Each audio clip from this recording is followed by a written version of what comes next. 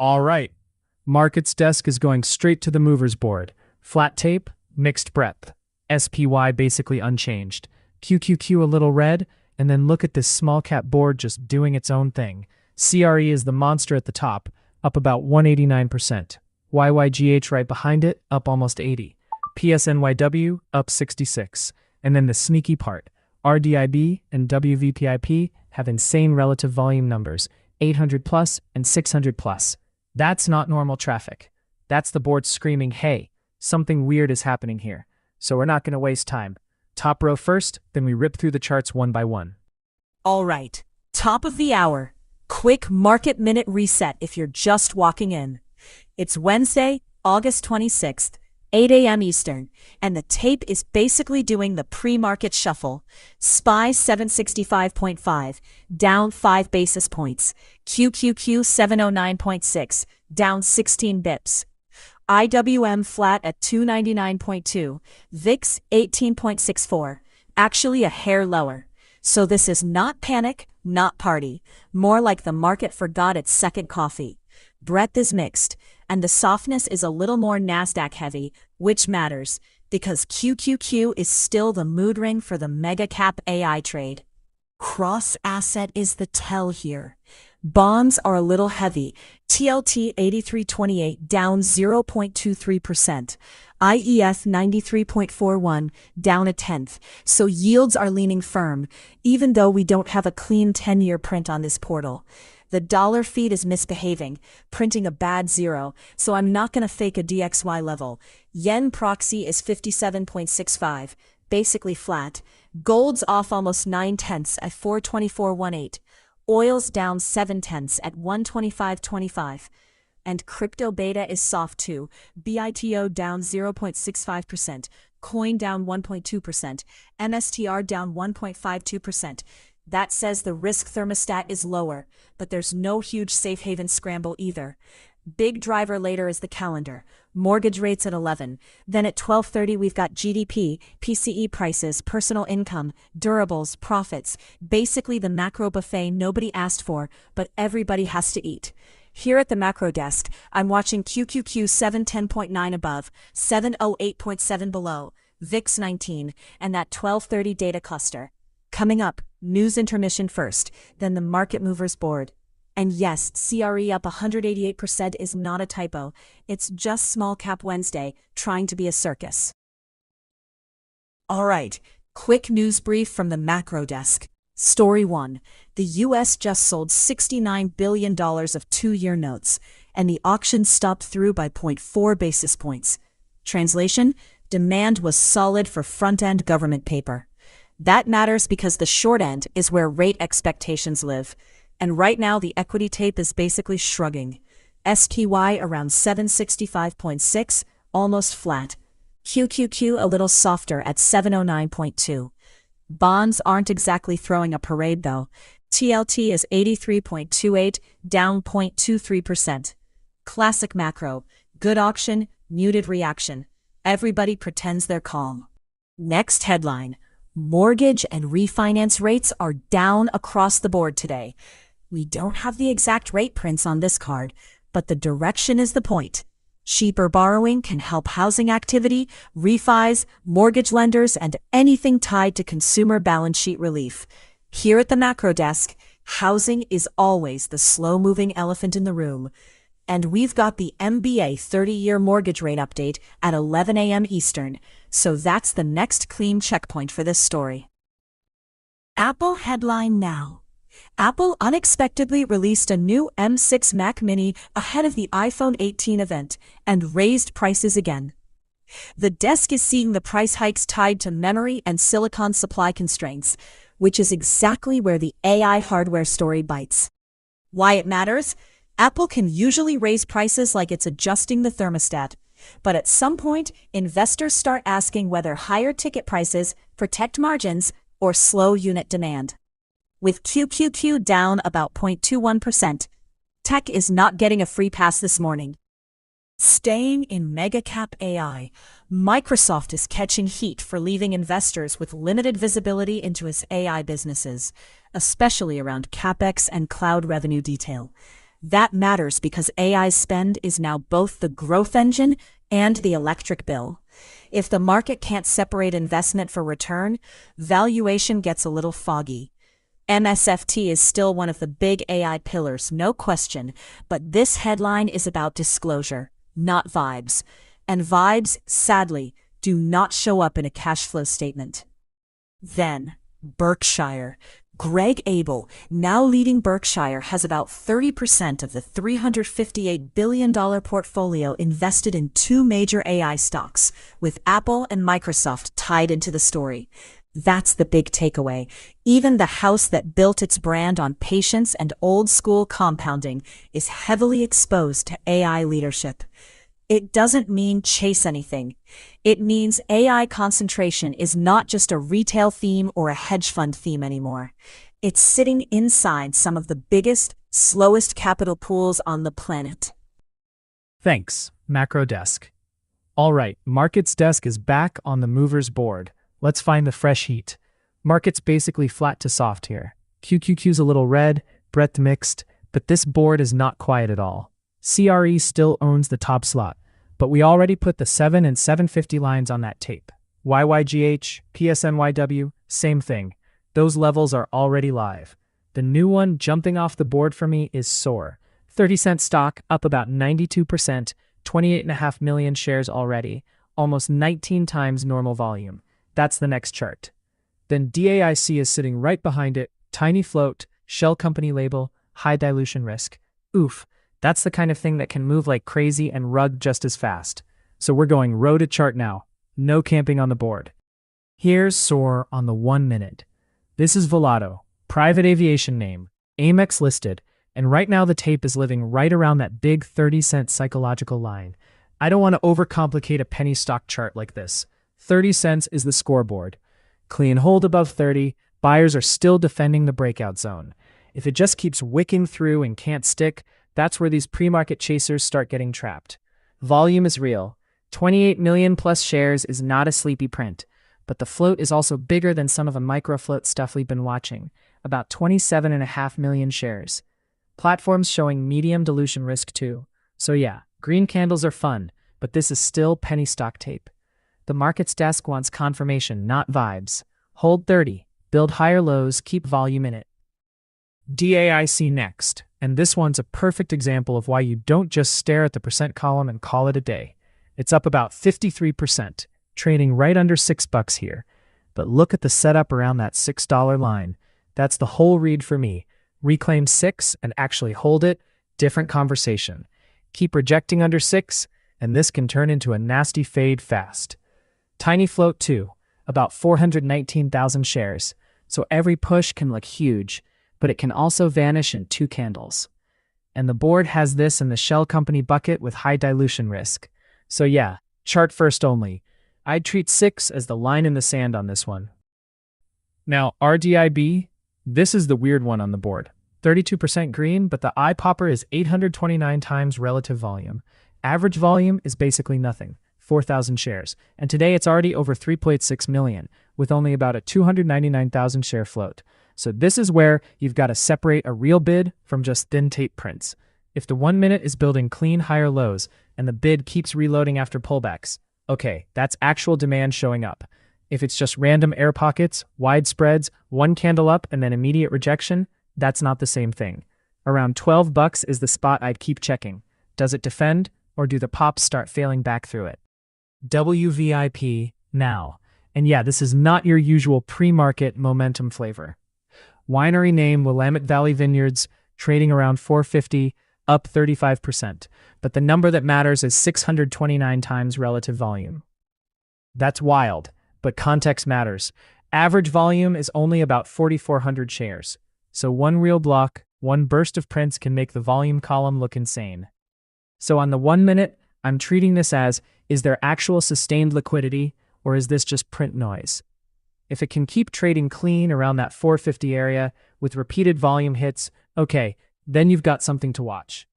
If it starts skipping around with wide candles and no follow-through, that's where these weird thin names can trap people fast. NWE next. This is the one where I want everyone slowing down a bit. Nuwellis, healthcare device microcap, 126 on the quote, up 31%, 90 times relative volume, but look at the structure underneath it. Float listed under 50,000 shares, market cap under 100 grand, and dilution risk marked high. That combo can rip, absolutely, but it can also rug pull in one candle. So for me, this is not a hype read, it's a risk read. Is volume staying consistent? Are dips actually getting bought? And is it holding the 125, 126 zone instead of just wicking through it? With a float this tiny, halt risk is real, spread risk is real, and if liquidity dries up, the exit can get ugly fast.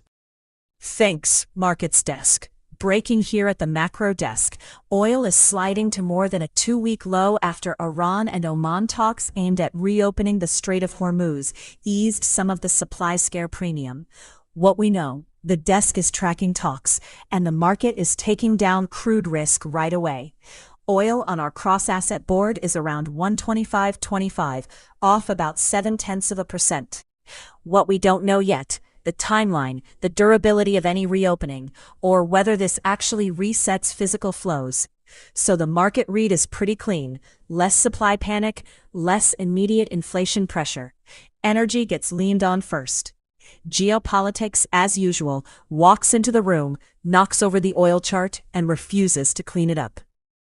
Next headline. Investors are waiting for clarity on Kevin Warsh's Fed plan out of Jackson Hole. The important part isn't some magic speech headline, it's rates. Bonds are already a little heavy this morning, with TLT near 83.28, down about 0.2, and IEF around 93.41, slightly red.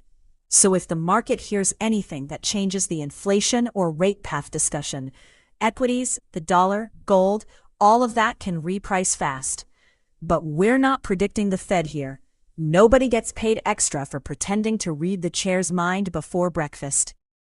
And one stock-specific headline with a bigger consumer read-through. Dick's Sporting Goods is getting hit hard. Shares down about 30% after a Q2 earnings miss, with the company pointing to a challenging footwear market. Why it matters? That's not just one chart having a bad morning. It speaks to discretionary spending, apparel, footwear, and margin pressure across retail. The broader tape is only mildly lower. SPY down about 7 basis points, QQQ down about 19, so a move that ugly in DKS really stands out. Coming up, we'll kick it back into the mover scan and see where traders are actually putting volume behind these headlines. All right, quick wide-angle check from the macro desk. This tape is quiet, but the cross-asset message is definitely not asleep. SPY's sitting around 765.37, down just 0.07%. QQQ's a little heavier at 709.24, down 0.21%. And IWM's basically flat red at 298.99. So yeah, equities look calm on the surface. But here's the tell. VIX is also lower, 18.65, down a hair. And yet stocks aren't really taking the invitation to party. That's a very pre-market kind of shrug. Risk is not panicking, but it's not exactly dancing on the table either. Breadth is marked mixed. Sector reads are basically pinned near zero. So the index tape is giving us oatmeal, filling, bland, and nobody's Instagramming it. Now, the more interesting part is outside the equity screen. Bonds are a little soft, TLT at 83.37, down 0.12%.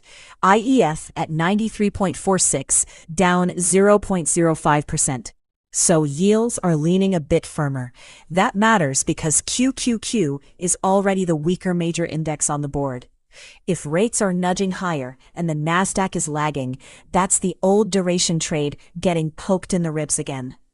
Meanwhile, gold is lower, GLD at 424.35, down 0.87%, and oil is lower too, USO at 125.21, down 0.75%. That combo says the market is not bidding safe haven and not bidding the oil inflation scare this morning. It's more like, take some air out of the macro hedges, but don't fully rotate into risk yet. The dollar feed on this tape isn't giving us a clean, usable print, so I'm not going to pretend that zero is a real macro signal. We have enough fake signals in markets without inventing new ones. Crypto's the one little yellow light I don't want to ignore here. VIX is actually a hair lower at 1865. So on the surface, you'd say, okay, risk is calm. But look underneath it. Beto's down about 0.75% at 1058. Coins off 1.4% around 184.51. And MSTR's down 1.7% near 124.73. That's crypto beta staying red, while the headline tape is basically flat to soft. And then cross-check that against the yen line. Yen sitting 57.65, slightly green. Nothing dramatic, but it's not confirming a full-on risk chase either. So for me, before the 1230 data stack, the board is pretty simple. QQQ support is that 708.70 area. Upside resistance is still 710.90, where the earlier push failed. VIX above 19 would tell me vol's waking up. And if crypto beta keeps leaning red while yen stays firm, I'm not treating this as a clean risk-on tape. Data watch into 1230. GDP estimate 1.1. PCE month-over-month estimate 0.1. Personal income estimate 0.2. Durable goods estimate 0.7. Will react to the print and the price action, not guess it. All right, that's the macro map. Let's kick it back to the tape and see where the real money is moving next. Thanks, Macro Desk. All right, Markets Desk is grabbing the movers board because the indexes are basically asleep. And the small cap board is absolutely not. SPY is barely red, QQQ is a little weaker, VIX is soft. So when CRE is up 179%, YYGH up 78, PSNYW up 55, that's not market beta. That's pure pre-market flow. Look at the volume too. CRE, 13.4 million shares on a tiny float. YYGH, 44 million. SOAR, 72 million shares. Oof, this is where we separate real bid from pre-market air pockets. CRE is back on top after that earlier shake. So we're going right into the 1 minute there first. Okay, CRE on the 1 minute. This is the wild one. Create Enterprise, 717 on the board, up almost 180%. 13.4 million shares traded. Relative volume 46 times normal, and the float is only about 1.1 million. That's a huge turnover to float mismatch. So the read is simple. If buyers keep reclaiming the low sevens and it can actually hold above 720, that tells me the bid is still showing up. If it keeps wicking into that area and immediately backing off, that's not clean momentum, that's chase risk. Tiny market cap, tiny float, monster volume. Fun chart to watch, but it can rug fast. I'm logging 720 as the prove it line here at the Markets Desk. YYGH next? Okay, this one's cleaner to frame than CRE because the level is obvious. Board price is 205, up about 78%, and it's already done 44 million shares. So everybody's staring at that $2 area. If buyers keep defending 2, that tells you the move still has hands underneath it. If it starts living back below 2, that's where these pre-market runners can get sloppy really fast. And don't ignore the backdrop here. Float's just over 2 million, but the dilution risk tag is high. So I'm not treating this like some clean long-term story. This is tape volume level. $2 is the line I care about right now. Now, PSNYW. And yeah, slightly different animal here because this is warrant-style liquidity, so the tape can get weird. 580 on the board, up 55%, only about 2.3 million shares traded, but that relative volume is 32 times normal. That's the whole story. It doesn't need massive absolute volume to move if the usual volume is tiny. So I'm watching whether this keeps accepting above that 550 to 580 zone, or whether it starts throwing upper wicks and fading back through the prior push. If it's squeeze continuation, you'll see dips get bought fast. If it's a fade setup, the rallies will start failing almost immediately. SOAR next. Volato private aviation name, and this is the sub-dollar one on the board.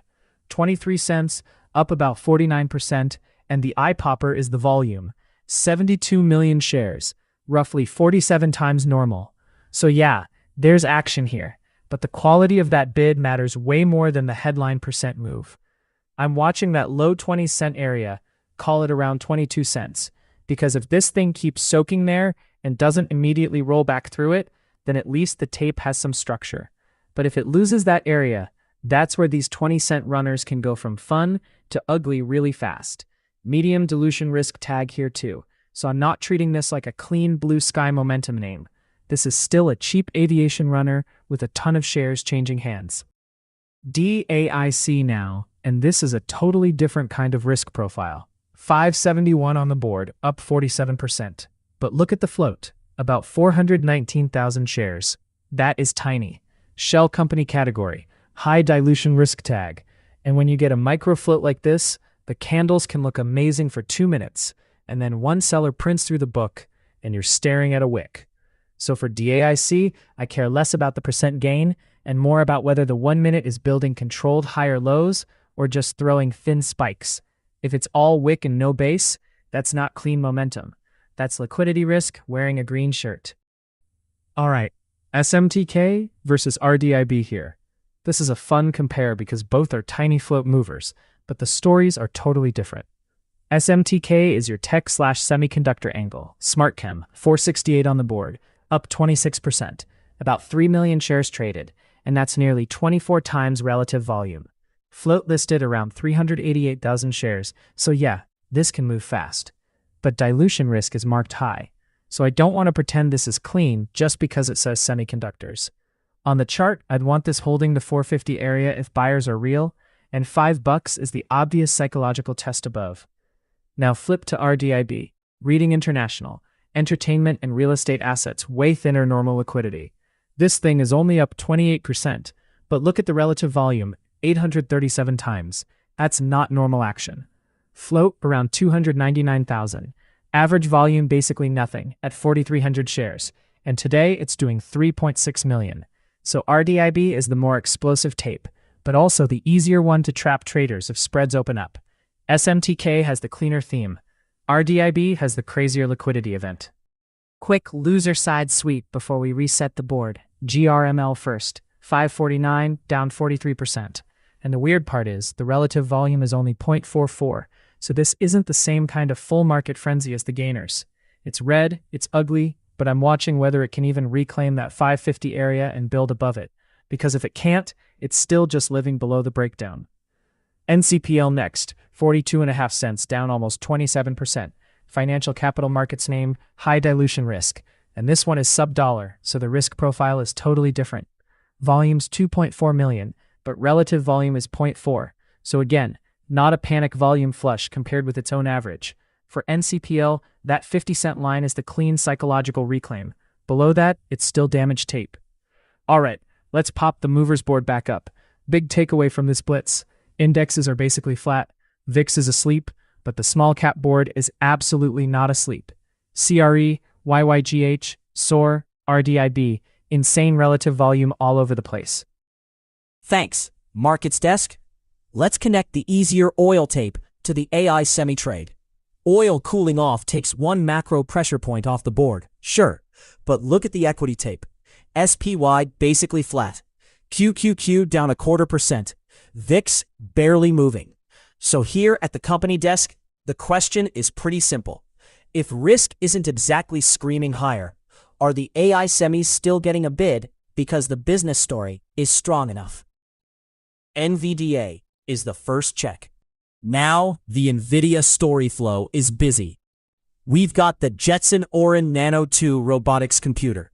Twice the inference performance versus the prior version, with lower power at the same performance.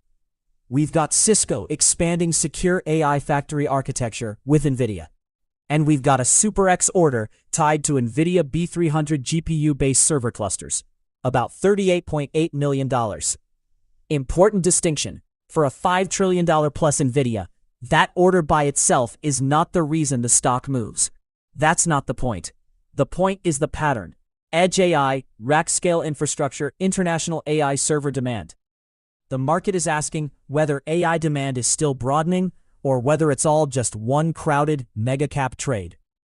Back to the chart, because the story only matters if the tape confirms it. NVDA is around 212.87 on our feed, basically unchanged to a little red. That's actually kind of interesting, with QQQ weaker. The level I'd watch on this pre-market tape is 213. Not magic, just that round acceptance area right above where it's trading. If NVDA can reclaim and hold above 213 while QQQ is still soft, that's a relative strength tell. On the downside, 212 is the quick bid quality check. Lose that cleanly, and it tells you buyers are stepping back ahead of the event risk. Now rotate it to AVGO. This is the cleaner infrastructure read-through name for me. Networking, custom silicon, the plumbing side of AI build-out. We don't have a fresh AVGO-specific catalyst in this packet, so I'm not going to force one. This is a relative strength check. If NVIDIA is the event magnet and AVGO is still firm against a softer NASDAQ tape, that says the market is paying for the broader AI infrastructure chain. If AVGO fades while NVDA holds, that's a narrower, more cautious message. MRVL is the higher beta version of that same question. Marvel is where traders look for networking and custom silicon sympathy. But it can also tell you when the group is thinning out. So the company desk read is, does the AI CapEx story spread beyond NVIDIA? Or is the market only willing to own the leader? If MRVL joins the bid, the theme has breadth. If it lags while NVDA sits fine, that's not automatically bearish. It just says investors are being selective, and selectivity matters into a macro day-to-day. And then, AMD is the competitive read-through. This one is a little different. Good NVIDIA demand can lift the whole AI chip complex, but it can also remind the market how dominant NVIDIA still is. So I'm watching whether AMD trades like a sympathy name, or like investors are saying, great for NVIDIA, not enough for everybody else. Bigger picture, oil being lower helps the macro mood a bit, but the semi-basket is still about earnings power, AI orders, and who actually captures the spend. Coming up, we'll flip back into the movers board and see where the fast money is hitting next. Thanks, company desk. All right, markets desk is back on the movers board, and this is exactly why we show up early. SPY, basically flat, IWM flat, QQQ a little soft, VIX lower. But this small cap board is absolutely not flat. CRE is still the monster. 760 area, up about 196%. 16.5 million shares, 56 times relative volume, and only about a 1.1 million share float. That's float turnover tape. YYGH, 206, up 79%, almost 45 million shares. SOAR, 25-cent stock, up 64%, almost 98 million shares. PSNYW sitting just under $6, up 60%. So we're not camping on the board. We're going chart by chart, 1 minute, and checking where the real bid is. CRE first. Oof, look at the size of this move. This is the kind of 1 million float tape where the candles can look clean for 2 minutes, and then one ugly wick changes the whole personality. Current board price is around 762, and for me the first quick line is 750. Above that, the bid still looks like it has control. If it starts accepting below 750, that's where these parabolic names can get sloppy fast. And then $8 is the obvious psychological test overhead. Everybody sees it, so I care less about the first tag of 8 and more about whether volume expands into it. If it pokes 8 on thin volume and snaps back, that's not the same as clean momentum. Here at the markets desk, that's the whole game on CRE right now. 750 underneath, 8 above, and don't ignore the wick risk. YYGH next, and this one's a different kind of crazy. We're sitting around 206, up about 79%, and it's already traded almost 45 million shares. That's not a sleepy pre-market print, that's a full-on battle. The big thing for me now is acceptance after the spike. If this thing keeps living above $2, okay, the buyers are still defending the move. If it starts cracking back under 2, and every pop gets stuffed, that's when the 79% move starts looking more like exhaustion than continuation. Also, don't ignore the setup underneath it. Tiny float, about 2.1 million, and dilution risk is marked high. So yeah, momentum is real, volume is real, but this is exactly where clean candles can turn into trap candles fast. Now, SOAR. Look at the share count on the tape here. 98 million shares traded. up about 65%, and it's still only a 25-cent stock. So this is not the same as a $5 mover. This is sub-dollar flow, and the question is the bid actually building, or are we just watching huge churn at the same quarter-dollar zone? For me, 25 cents is the line that matters psychologically. If it holds above that and the dips are shallow, buyers are still hanging around. If it loses that level and volume stays massive, that can just be distribution.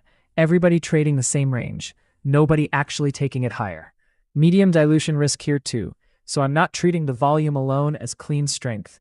I want the chart to prove it. PSNYW now, and yeah, this is the Polestar linked warrant style name, so don't treat this like you're looking at a clean mega cap EV chart. It's sitting right under $6, up about 60%, and the volume's legit versus its own baseline, about 2.3 million traded, roughly 33 times average. But with these warrant tickers, the spread quality matters a ton. If $6 lights up and the prints are clean, okay, that's where momentum traders start paying attention. If it pokes through 6, sits there for like 2 candles, and then snaps back under, that's the failed break risk right there. So for me, the board read is simple. 6 is the line everybody sees, but I want to see whether the bid actually follows it or if it's just air above the whole number. Thanks, Markets Desk. Breaking news brief: NVIDIA and the AI trade are right back at the center of the board. ProTerminal's newsroom is tracking muted U.S. futures as investors wait on NVIDIA's quarterly numbers and the big 12:30 macro data block. What we know, AI momentum is still the swing factor for tech sentiment, and QQQ is sitting around 709.3, down about 0.19%. So this is not a panic tape. It's more like everyone has one hand on the mouse and one hand on the coffee. What we don't know yet, the actual NVIDIA print, guidance, margin commentary, or whether the broader AI demand story gets confirmed beyond the headline chip cycle. Here at the macro desk, the read is simple. Earnings risk and data risk are sharing the steering wheel, which is usually not a smooth ride. Next headline: Goldman Sachs has shifted its Bank of Japan rate hike expectation to September after Japan's inflation data. Why it matters. Japan is not just a local rate story, it's global funding plumbing. The yen is firm around 57.65. Long bonds are a little soft, with TLT near 83.37 and IEF around 93.46. And that mix keeps duration-sensitive growth stocks on a shorter leash. No Fed prophecy from the macro desk. Don't worry, the robe is still at the cleaners. But if Japan rate timing keeps moving forward, currency and bond positioning matter a lot more than the headline equity tape suggests. And one global growth check. PDD Holdings reported Q2 revenue up 8% to RMB 112.4 billion. But net income fell 12% as Temu expansion spending weighed on profitability. That's the market's favorite little dilemma. Growth is great until the bill shows up wearing shoes. For investors, this matters because it speaks to China consumer demand, cross-border e-commerce competition, and whether companies can keep expanding without margin pressure doing the tackling. So the morning setup is pretty clean. AI earnings risk up front, global rates in the background, and consumer profit quality still under review. Coming up, the markets desk jumps back into the movers board. Thanks, macro desk. Let's pull up SMMT for a fast 2-time-frame tape check. Daily first. This is a biotech that got wrecked from the 29 area down into the low teens, and now it's trying to build a base. The box is pretty obvious. Support has been around 12.25, and the lid has been 15.75. Live price is sitting mid-15s after an almost 9% pop, while QQQ is red about 0.3. So yeah, relative strength is real here, but the daily hasn't broken clean yet. For the markets desk, 15.75 is the prove it line above. Clear that with volume, and the base finally starts to matter. Stall under it, and it's still just range chop. Now let's drop down to the 1 minute. Oof, look at that wick into 15.60. This thing went flat around 14.30, then buyers hit it, volume confirmed the breakout, and it stretched all the way to 15.60 before pulling back. Right now it's trying to digest around 15.30, that's fine, but the tape has to keep control. The clean upside test is 15.60 first, then that daily 1575 wall. Underneath, 15 flat is the spot I don't want to see crack if momentum is still alive. Biotech headline names can reverse hard, so one big green candle isn't the whole story. Bid quality at the level is the story. Coming up, macro report release window is on deck.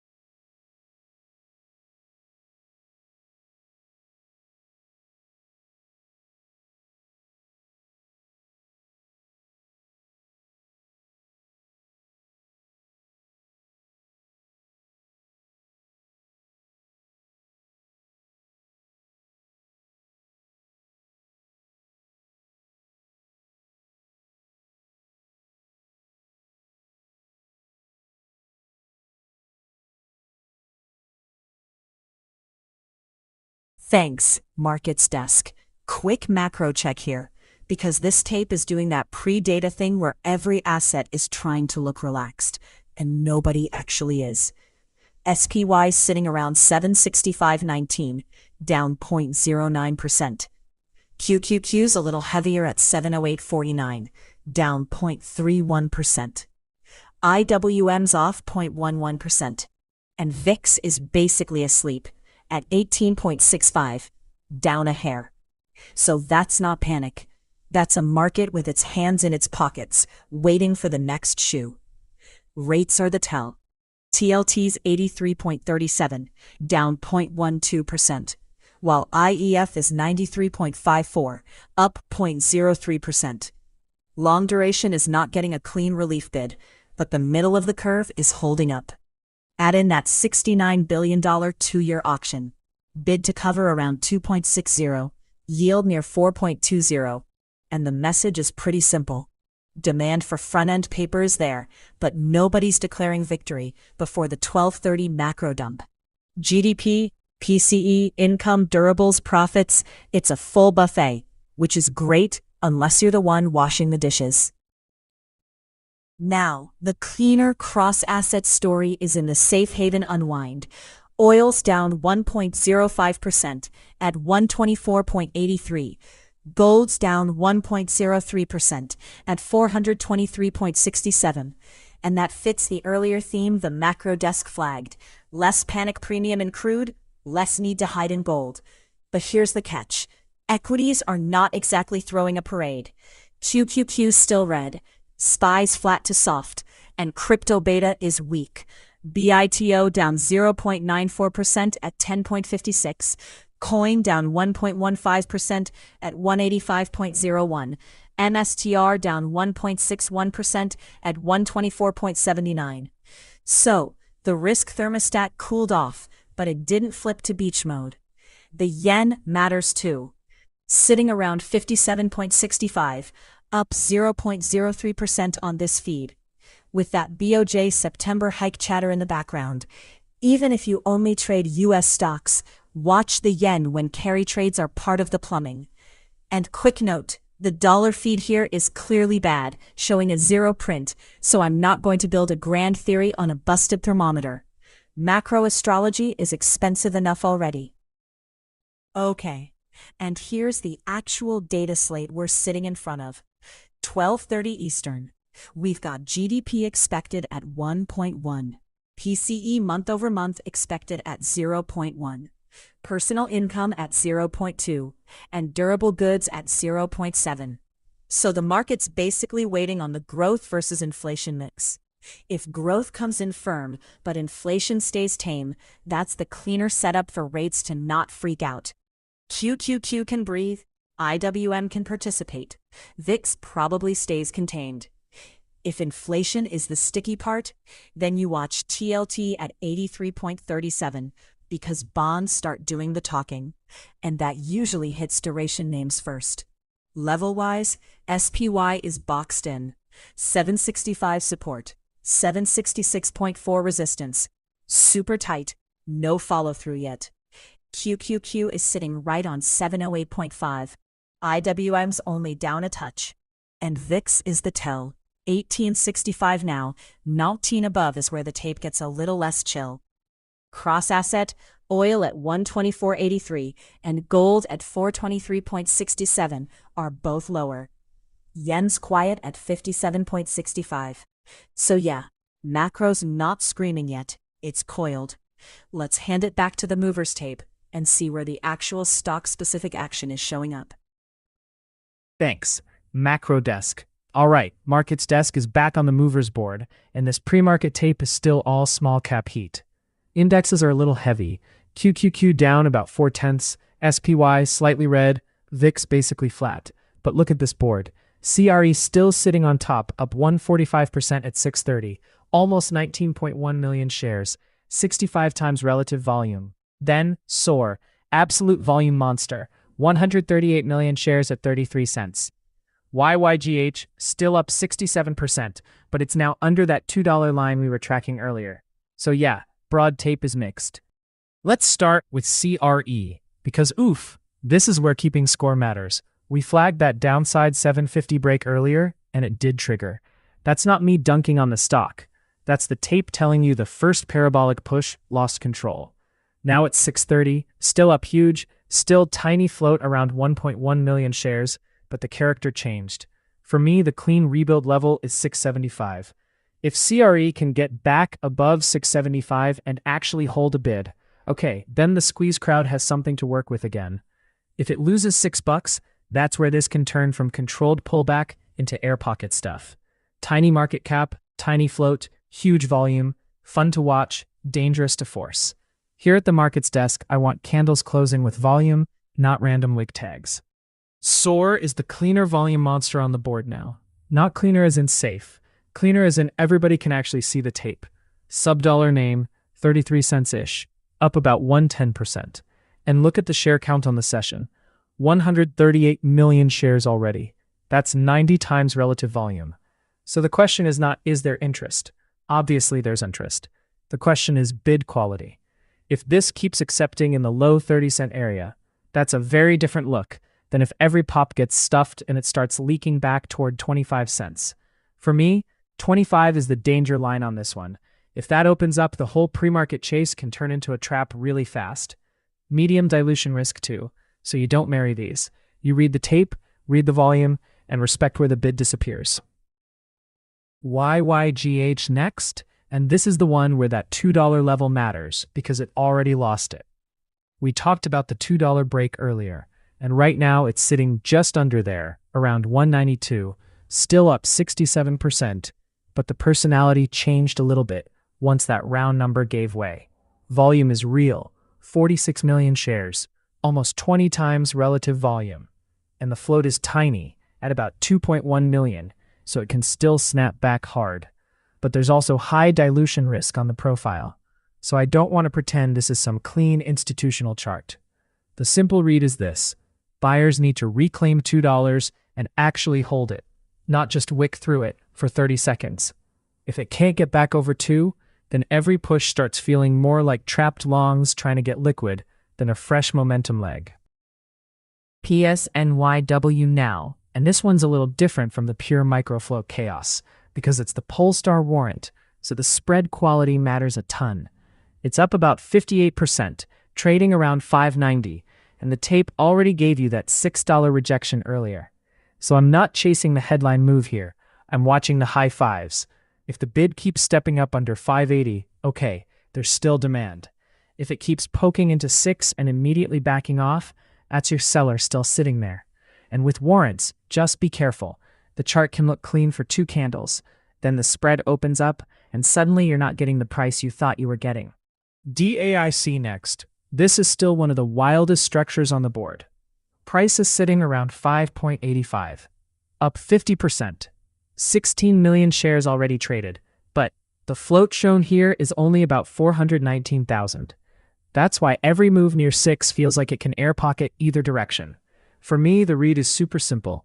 Mid-5s have to stay firm, because if this loses that 5.50-ish area and volume dries up, it can unwind fast.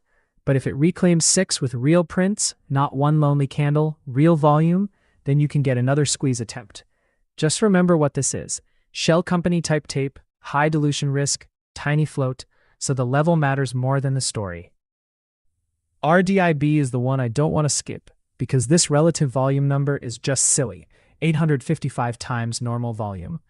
Price is around $12.36, up about 30%, but the real headline is the float, roughly 299,000 shares. So on the 1 minute here, I'm not just staring at the green candle and clapping. I'm asking one thing. Is the gap actually being supported, or is liquidity drying up as it pushes? $12 is the obvious line for me. If RDIB keeps holding above 12, the gap is still alive. If 12 cracks and the volume disappears, that's where these tiny float names can air pocket fast. QQQ's still red pre-market too, so the relative strength is real. But with a float this small, the spread and slippage are the whole story. Last thing, quick loser side sweep. GRML first, down 44% around 540, and the volume isn't even above normal, only about 0.6 relative volume, so I'm not forcing a bounce narrative there. For GRML, 550 is the first reclaim check. Under that, it's still just a weak red tape with high dilution risk sitting in the background. NCPL is the other one on the downside, 41-cent stock, down about 29%, and even with 2.7 million shares traded, it's still below its average volume pace. So the bounce check is simple. Can it reclaim 45 cents, or is it stuck under 40 and still heavy? And the one extra active gainer I'll keep pinned is WVVIP, 646 times relative volume, 2.8 million shares, around 416. Normally this thing barely trades, so if that volume stays real, it stays on the radar. Alright, that's the small cap heat check. From here, let's kick it forward and get back to the next piece of the tape. Thanks, Markets Desk.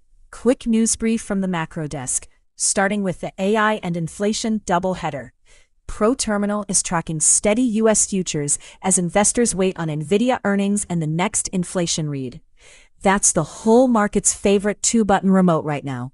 AI demand on one side, rates on the other. Why it matters? NVIDIA isn't just one stock in this tape. It's the sentiment check for mega-cap tech, chips, data centers, the whole growth bucket. And with QQQ sitting around 708, down about 1/3%, the market is basically saying, show me the numbers first, applause later. Next headline. Traders are looking for clarity from Fed Chair Warsh at Jackson Hole. The desk is seeing real focus on the policy framework. Not just the next meeting, but how the Fed wants to balance inflation control against growth risk. For investors, that hits the bond market first and equities second. TLT is sitting right near 83.37, so even small changes in rate expectations can turn into a bigger move in duration. Macro is always polite until the bond market starts moving furniture around. Third story. Oil prices dropped more than 3% as the market looked through fresh U.S. sanctions on Iran. That's the important part. The headline sounds geopolitical, but the price action says traders are more focused on supply availability and alternative flows. Why it matters. Lower oil can ease input cost pressure for transports, consumer names, and some manufacturers. But it can also squeeze the margin story for energy producers like Exxon and Chevron. Oil-linked assets are already softer this morning, with the oil proxy around 124.83. Over in Europe, ECB policymaker Schnabel signaled more rate increases may still be needed. That keeps the global rate story alive, even if U.S. futures are trying to act bored before coffee. The investor takeaway is pretty simple. If Europe keeps leaning tighter, European bonds and equity can stay under pressure, and it can feed back into global risk appetite. EZU is the ETF to keep on the radar for that European equity read. But the bigger story is the same old macro math. Higher discount rates make every growth story work a little harder. And last one for this brief. Canada enacted retaliatory tariffs on $20 billion of U.S. goods. That's not just a political headline.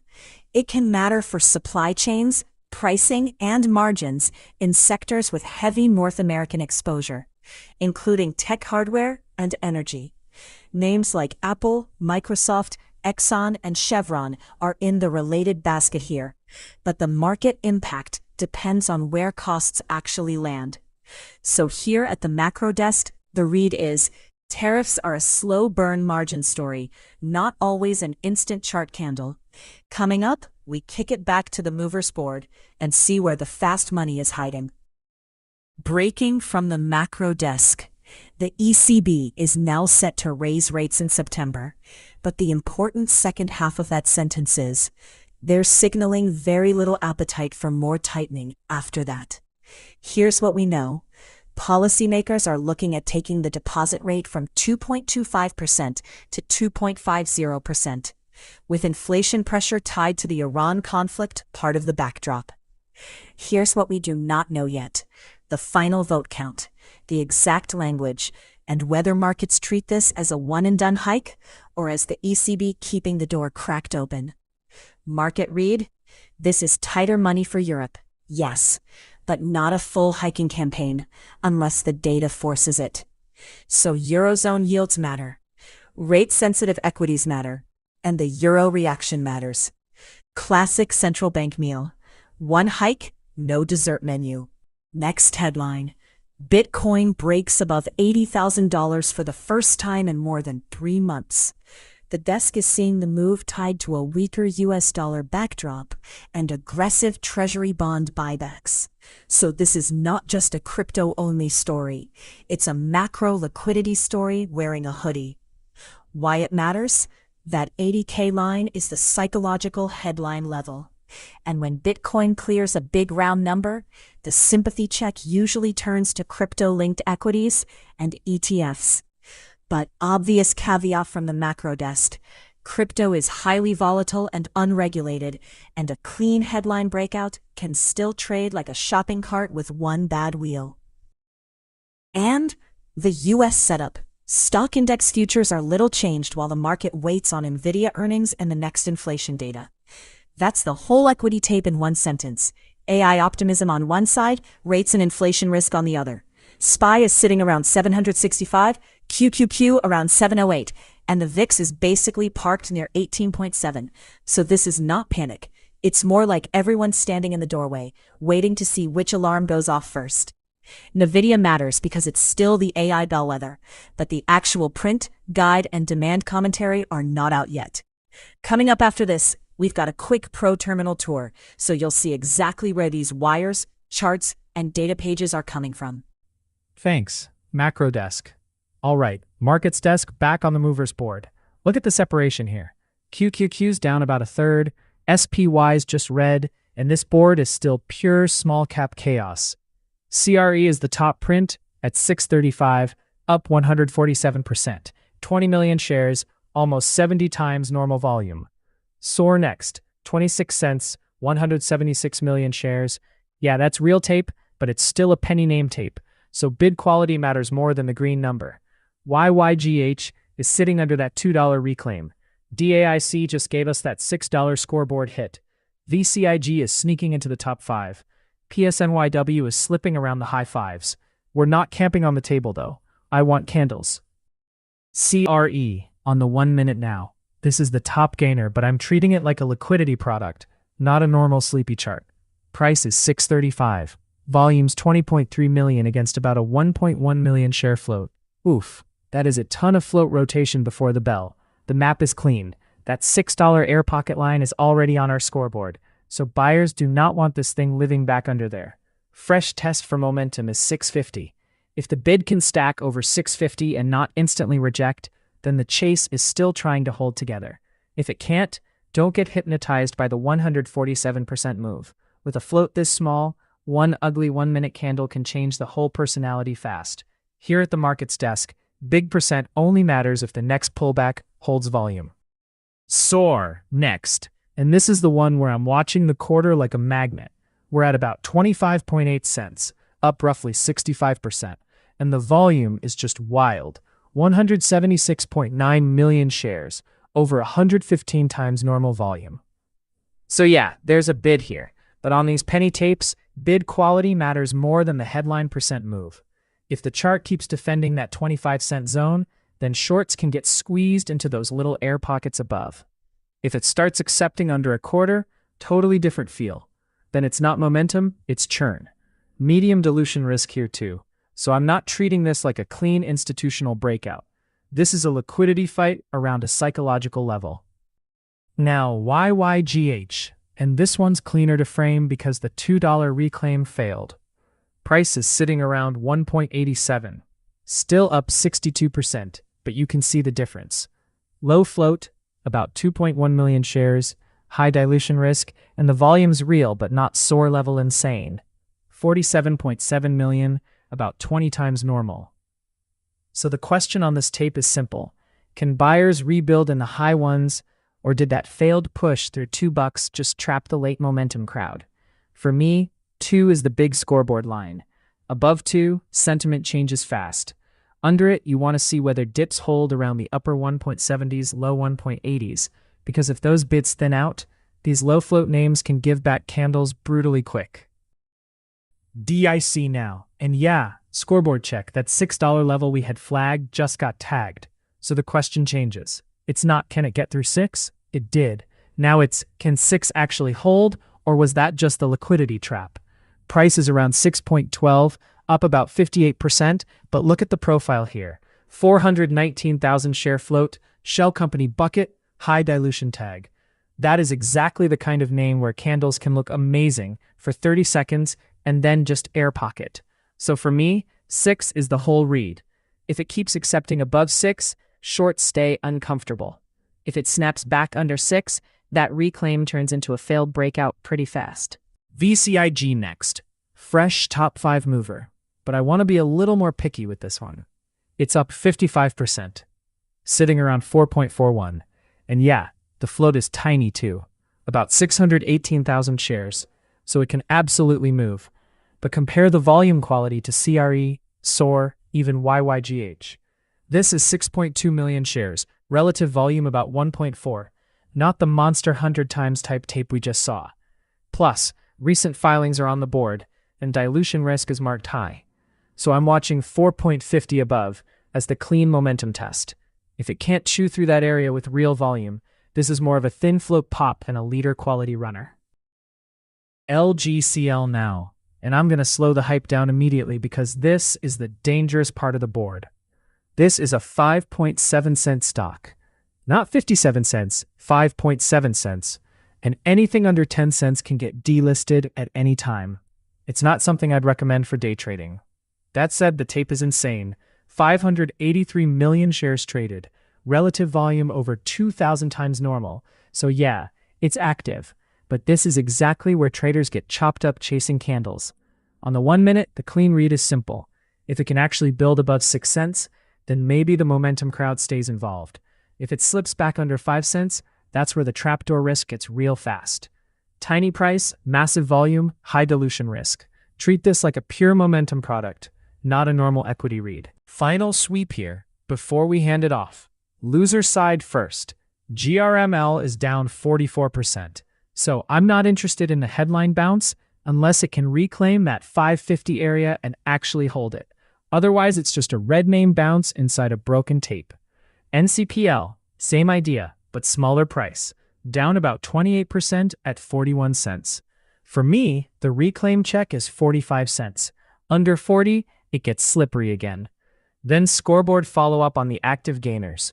RDIB is still wild, 12.35, up 30%, huge relative volume on a tiny float. So 12 is the line I don't want to see give back if that momentum is real.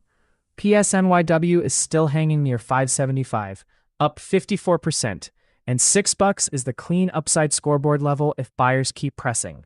All right, movers board is set. Let's pivot back to the broader tape and see what's actually confirming. All right. Quick pro terminal pit stop while the pre-market tape is still jumping. This is the board the market's desk has been living on all morning. Top gainers, losers, price, percent move, relative volume, the whole heat check. Not a buy signal, never that. It's the starting line. Who's moving, how hard, and is the volume actually weird enough to care about? That's the workflow. Now this page right here, Dilution Center, this is the stuff that keeps you from getting blindsided. Especially on small caps. Shelves, ATMs, offerings, warrants, all that supply risk that can hit a chart right when it looks clean. Off. And that matters in pre-market. Because the candle can look great, but if the cap table is a mess, you want to know before you start drawing fantasy breakout lines. Here's a real example workflow. Pull up the profile, hit filings, then insider activity. I'm using LGCL just because it's on the board right now. But say it loud, this is a 5-cent stock, under 10 cents, and anything down here can get delisted at any moment. Not something I'd recommend for day trading. It's a research example. The point is, before you chase a headline percent move, you can check what the company has filed, whether there's recent financing risk, and whether insiders are doing anything notable. Data can be incomplete or delayed around these tiny names, so it's context, not certainty. Thanks, Markets Desk. Quick top-of-the-hour market minute for everybody just jumping in. It is 9:01 a.m. Eastern, Wednesday morning, and the tape is a little heavy, not dramatic. SPY is 764.8, down 0.15%. QQQ is the weak sibling at 707.8, down 0.42%. IWM's off 0.25% at 298.5, and the VIX is basically doing that fake alert thing at 18.69, up just 0.11%. So yeah, not panic. More like the market has one hand on the door and one eye on the calendar. Breadth is mixed, which tells you this isn't a full risk-off flush. It's more selective, more pre-data positioning, and NASDAQ is wearing the ankle weights this morning. The big driver today is that 12/30 data pileup. Q2 GDP expected at 1.1%. Durable goods expected up 0.7%. PCE price index month over month expected at 0.1%. And personal income expected at 0.2%. That's a lot of macro vegetables on one plate. Cross-asset-wise, bonds aren't really helping growth stocks. TLT is 83.28, down 0.23%. IEF is 93.35, down 0.17%. So rates are still leaning on the long duration side of the market. Gold is softer too. GLD 424.23, down 0.9%. And USO is 124.77, down 1.09%. So we're not seeing a clean inflation scare trade. More like risk is getting trimmed before the numbers. Crypto proxies are soft as well. BITO down 0.75%, Coin down 1.75%, MSTR down 1.55%.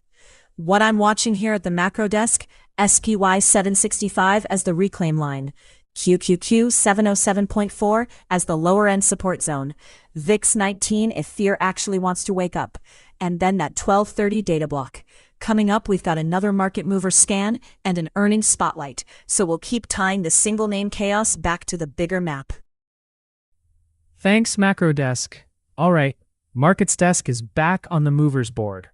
And yeah, this board is loud again. SPY's a little red, QQQ's down about 0.4, IWM's soft, VIX barely green, so the broad tape is not exactly giving you a free tailwind. But look at the pockets here. CRE is still top of the board, up about 135% on almost 22 million shares, 75 times relative volume. YYGH, nearly 74%, SOAR up 65% with ridiculous share turnover. DAIC, PSNYW, VCIG, all still green. This is not an index move, this is pre-market liquidity hunting. So I'm not chasing the percent column, I'm checking where the bid actually holds on the 1 minute. First one up is CRE. This is the scoreboard name right now. Tiny float, about 1.1 million shares. Market cap just over 10 million. and it's already traded almost 22 million shares pre-market. That's the whole story. Float rotation, not sleepy accumulation. Earlier, we got that push through the upside trigger, and now the board price is back around 604. So for me, the line is super clean. $6 is the keep it alive spot. Above 6, buyers can still argue this is basing after the spike. Below 6, oof. Then that earlier push starts looking like a rug pull candle, not clean continuation. I'm logging that one. CRE below 6 is the fade warning line here at the markets desk. YYGH is the next one, and this is basically sitting right on the $2 magnet. Price is 1.9987, so yeah, you don't need to overcomplicate this chart. $2 is the whole fight. Up about 74%, 48 million shares traded, relative volume a little over 20 times normal, and the float's just over 2 million shares. So, if this 1 minute can reclaim 2 and actually hold it, that's the clean psychological line for momentum traders. If it keeps rejecting right there, then it's just churn under a big round number. And the background matters here. Dilution data is on, risk is tagged high, so I'm not treating this like some clean fundamental story. This is tape, volume, and whether $2 becomes support instead of resistance. Now, SOAR. Totally different kind of tape. This is a $0.25 liquidity check. We're at about 25.9 cents, up 65%. But look at the volume, 195 million shares. That's not a cute little pop. That's the entire tape getting passed around all morning. The line I care about is 25 cents. Above it, you want to see real bid support. Candles holding, dips getting bought, volume not just exploding on red candles. Below it, this can turn into pure churn, where everyone's flipping the same shares back and forth, and the move starts bleeding. Float's bigger here, around 27.5 million. Dilution risk tagged medium, so it's more liquid than the tiny float names. But that also means you need cleaner follow-through. Quarter holds, it's still alive. Quarter fails, the character changes quick. DAIC next, and this one is where you've got to be really honest about the line. Price is basically parked right under 6, 595-ish, up 53%. But the float is tiny, only about 419,000 shares. So yeah, it can move, but it can also snap back insanely fast. We flagged that $6 open area earlier, and right now this is the whole read. Reclaim 6 and actually hold it, okay? Then the breakout attempt is still alive. Keep failing at 6 though, and this starts looking more like a failed breakout trap than clean momentum. Also, shell company label, high dilution risk on the board. That doesn't mean it can't run intraday. It just means volume quality matters way more than the headline percent gain. Now PSNYW, different animal here. This is Polestar's warrant style tape, so don't read it exactly like a normal common stock chart. It's at about 568, up 52%, and the volume is actually meaningful for this thing. 2.3 million shares versus about 70,000 average, so that relative volume is huge. The question is whether it holds above that prior hit zone, or whether it starts bleeding back into the mid-5s. For me, 550 is the quick gut check area on this chart. Stay above that, and the momentum still has some structure. Lose it, and you can see how fast these warrant names can air pocket. VCIG now, and this is the one I want measured against that 450 area we flagged. It's trading around 420, up about 48%. Volume's over 13 million shares, and the float is tiny, just over 600,000 shares. So yeah, it can move, but the read is super clean. If it can't reclaim 450 with real volume, I don't want to pretend it's stronger than it is. Under that, it's still a bounce fighting overhead supply. And the other piece here, recent filings, dilution data, high-risk tag, that changes how you watch the tape. On VCIG, volume quality is the whole story. A weaken to 450 and a rug pull is totally different than candles holding above it and building. So for me, 450 is the scoreboard level, not the current price. Quick sweep before we hand it forward. GRML on the loser side, down 44%. This is not a strength chart.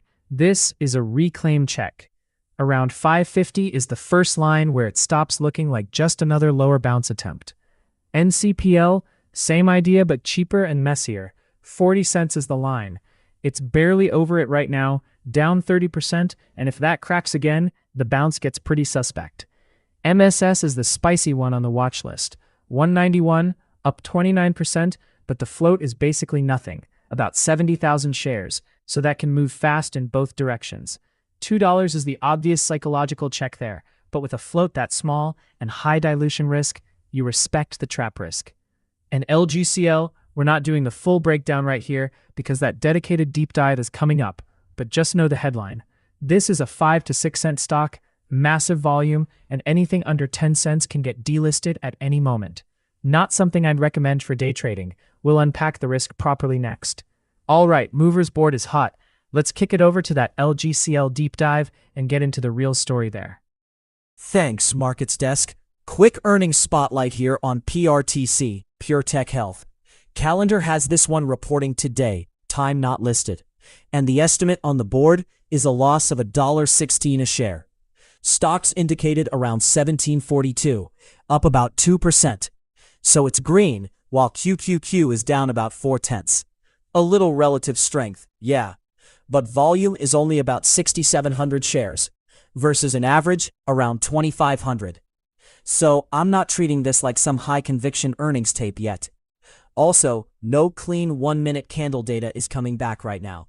So I'm not going to fake a VWAP read. This is a company story setup more than a chart setup. Thanks, Markets Desk. Breaking macro wire here. Markets are rallying as the Iran sanctions read-through is proving more muted than feared. ProTerminal's newsroom is tracking global equities higher, with tech strength and falling yields doing the heavy lifting, while easing oil prices are taking some of the geopolitical risk premium out of the tape. What we know? The market is treating the sanctions as less disruptive for now. Borrowing cost pressure is easing at the margin, and risk appetite is getting a bid. What we don't know yet, whether this diplomatic calm actually sticks, or if energy supply risk snaps back into the conversation. So the market read is pretty clean. When oil cools and yields stop yelling, equities don't need a second invitation. The S&P is still only around 764.6 on our tape. QQQ around 7707.5, and softer, so it's not a victory lap yet. More like the market taking one careful step out from behind the blast shield. Next headline, oil is down more than 4% as investors shrug off the new U.S. sanctions on Iran. The fact pattern is straightforward. Crude hit a one-week low, with traders leaning into optimism around diplomatic progress, even with the sanctions headline on the screen. Why it matters? Energy is the macro thermostat.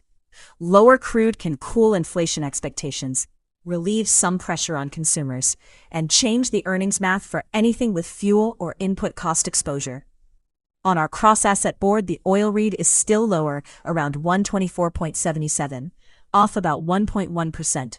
So the direction lines up even if every instrument marks it differently. And yeah, oil remains the one asset class that can turn a quiet macro morning into a group project nobody asked for. Third story. And this is the counterweight. 4 Federal Reserve Bank boards wanted a rate hike ahead of the July meeting. That does not mean the Fed had a consensus to hike, and we're not going to turn one set of minutes into a crystal ball. Bad habit, expensive habit. But it does tell you there is still hawkish pressure inside the system. For investors, that keeps inflation data and Fed communication very much alive as market-moving inputs. Bonds are reflecting that tension this morning. TLT is around 83.28, down 0.23%. So yields are not giving equities a full green light. Here at the macro desk, that's the blend. Geopolitics a little calmer, oil lower, but the Fed's still standing in the doorway checking IDs. Coming up, we'll kick it back toward the movers board and see which single names are actually acting like they believe this rally. Thanks. Company desk. All right, Markets Desk is back on the movers board, and the tape is still kinda heavy. SPY down a hair, QQQ off almost 0.5%, IWM red, VIX quiet under 19. So if a small cap is green right now, it better be doing it with real volume, not just a cute headline pop. Top of the board is still CRE, SOAR, YYGH, DAIC, PSNYW. All board names, all momentum names, but the job here is simple. Chart first, scoreboard second. No victory laps until the 1 minute confirms it. CRE up first. And yeah, this is still the cleanest scoreboard name on the board. $6.26, up 143%. 22.6 million shares already traded. 77 times relative volume. That is not normal tape. Tiny float too, about 1.1 million, so every candle can get stupid fast. The earlier pop through 675 already hit, but now I care way more about the downside line, $6.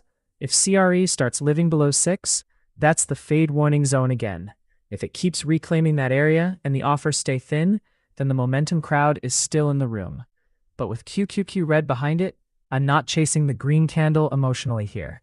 I'm watching whether 6 holds or cracks. Now SOAR. This is the one where the tape is loud, even if the chart gets a little ugly. 27 cents area, up about 71%. But the real headline is 202 million shares already. That's not a typo, and 132 times relative volume. So on the 1 minute, I'm not treating every green candle like clean continuation. I want to see whether buyers keep defending that $0.25 area, because 25 cents is the gut check here. Above it, fine, the churn can keep recycling. But if this starts living below 25, that's where a lot of these penny stock momentum names can flip from breakout to baggy really fast. Medium dilution risk in the background too, so yeah, big volume, big move, but you've got to respect how much supply can show up in names like this. YYGH next. And this one's a totally different feel because it's sitting right around that $2 psychological line. You've got 49 million shares traded, about 21 times relative volume, and the float listed around 2.1 million, so when liquidity hits this, it can move in chunks. The spot is simple. Can it reclaim 2 and actually hold 2, or is $2 just the place where sellers keep leaning on it? Price right now is showing just under that, around $1.96. So this is that classic small cap line in the sand, and I do want to keep the risk attached to the story. Dilution risk is marked high here. That doesn't mean the chart can't work intraday. It just means if the candles start getting heavy under 2, don't be shocked when the character changes fast. DAIC now. This is the follow-up I wanted, because $6 is the whole story here. You've got it printed right at $6, up about 55%, but the question is, did that prior push through 6 actually stick, or are we watching failed breakout tape?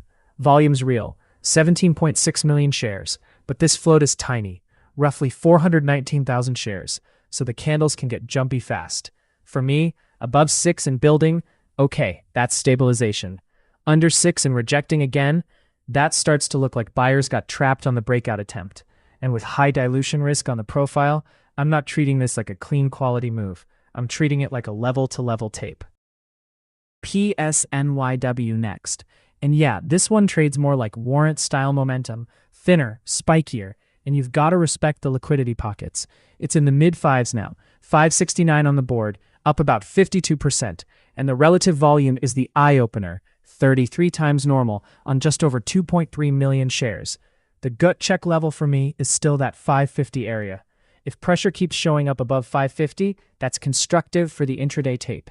If it loses that and starts snapping back through the mid-5s, that's where these things can turn into air pockets really quickly. Not a chasey name for me.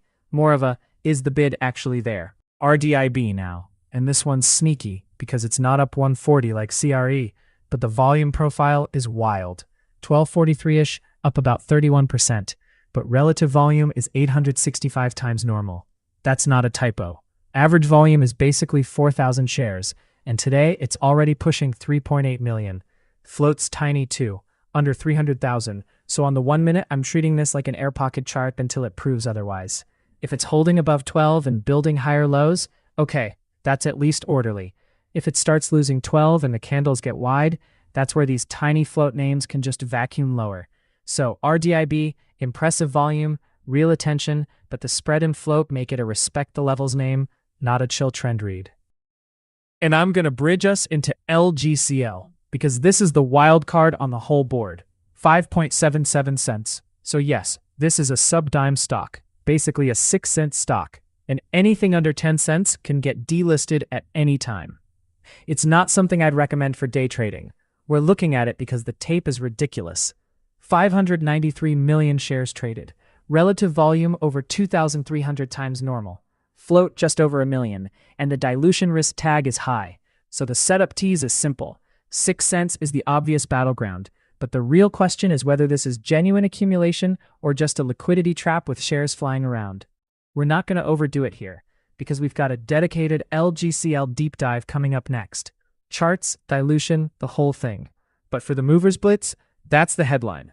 Monster volume, subdime risk, and 6 cents is where the crowd is staring. All right, let's hit the Movers board. Markets Desk speed round, no wasted clicks. SPY is a touch red, QQQ's heavier, IWM's red too. So these green names are doing their own thing. CRE is still the monster at the top, up about 145%, 22.8 million shares, 78 times relative volume. That's not a normal open. SOAR right behind it, 72%, 205 million shares traded. Oof, that's a tape. YYGH, DAIC, PSNYW, all still stacked in the middle of the board. And I'm also clocking RDIB down the list because the percent gain is smaller, but 866 relative volume with a tiny float? Yeah, that can't be ignored. We're not doing a static leaderboard here. CRE first. Pull the 1 minute, because this is where the truth is. This is a $10.5 million market cap name. Float just over 1.1 million, and it's already traded more than 22 million shares. So yeah, huge move, but also tiny float violence. The old scoreboard line here is $6. As long as CRE is holding above 6, the bid hasn't fully lost control. If it cracks back below 6, that's the fade warning line we already had on the board.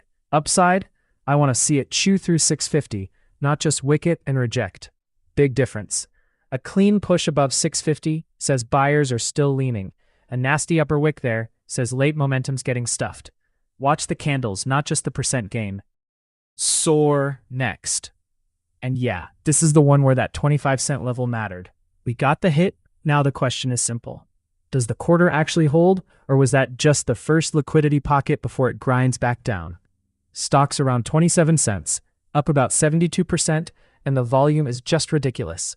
205 million shares, 134 times normal. So the tape is real, the attention is real. But this is still a sub-dollar aviation name with medium dilution risk on the board, so I'm not treating every green candle like it's clean.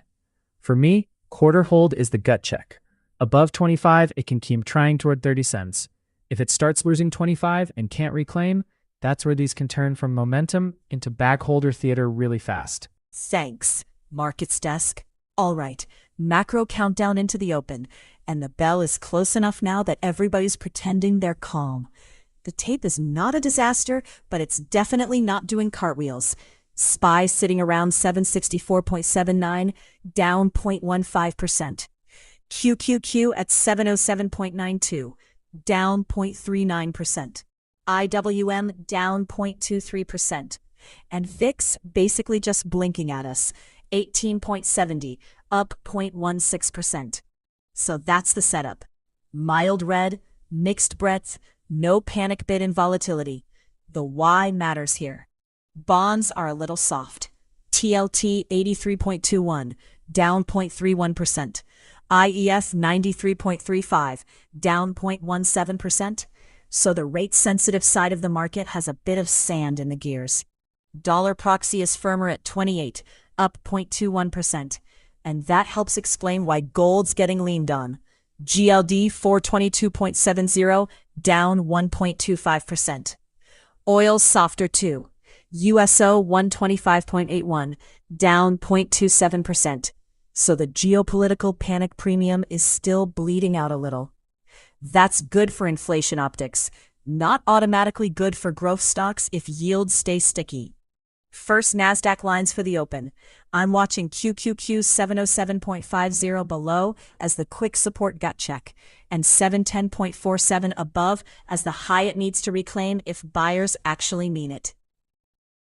Here's the big picture into 9:30. Today is basically a tug of war between cheaper oil on one side and firmer rates plus a firmer dollar on the other.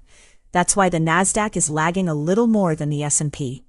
Mega cap tech can be the mood ring for the whole session, NVDA, AAPL, NSFT, all that usual machinery. But the macro desk is also watching the stuff most equity traders ignore until it bites them. TLT around 83.20, the dollar staying bid, and VIX near 19. If TLT bleeds below 83.20, that keeps the rate pressure conversation alive.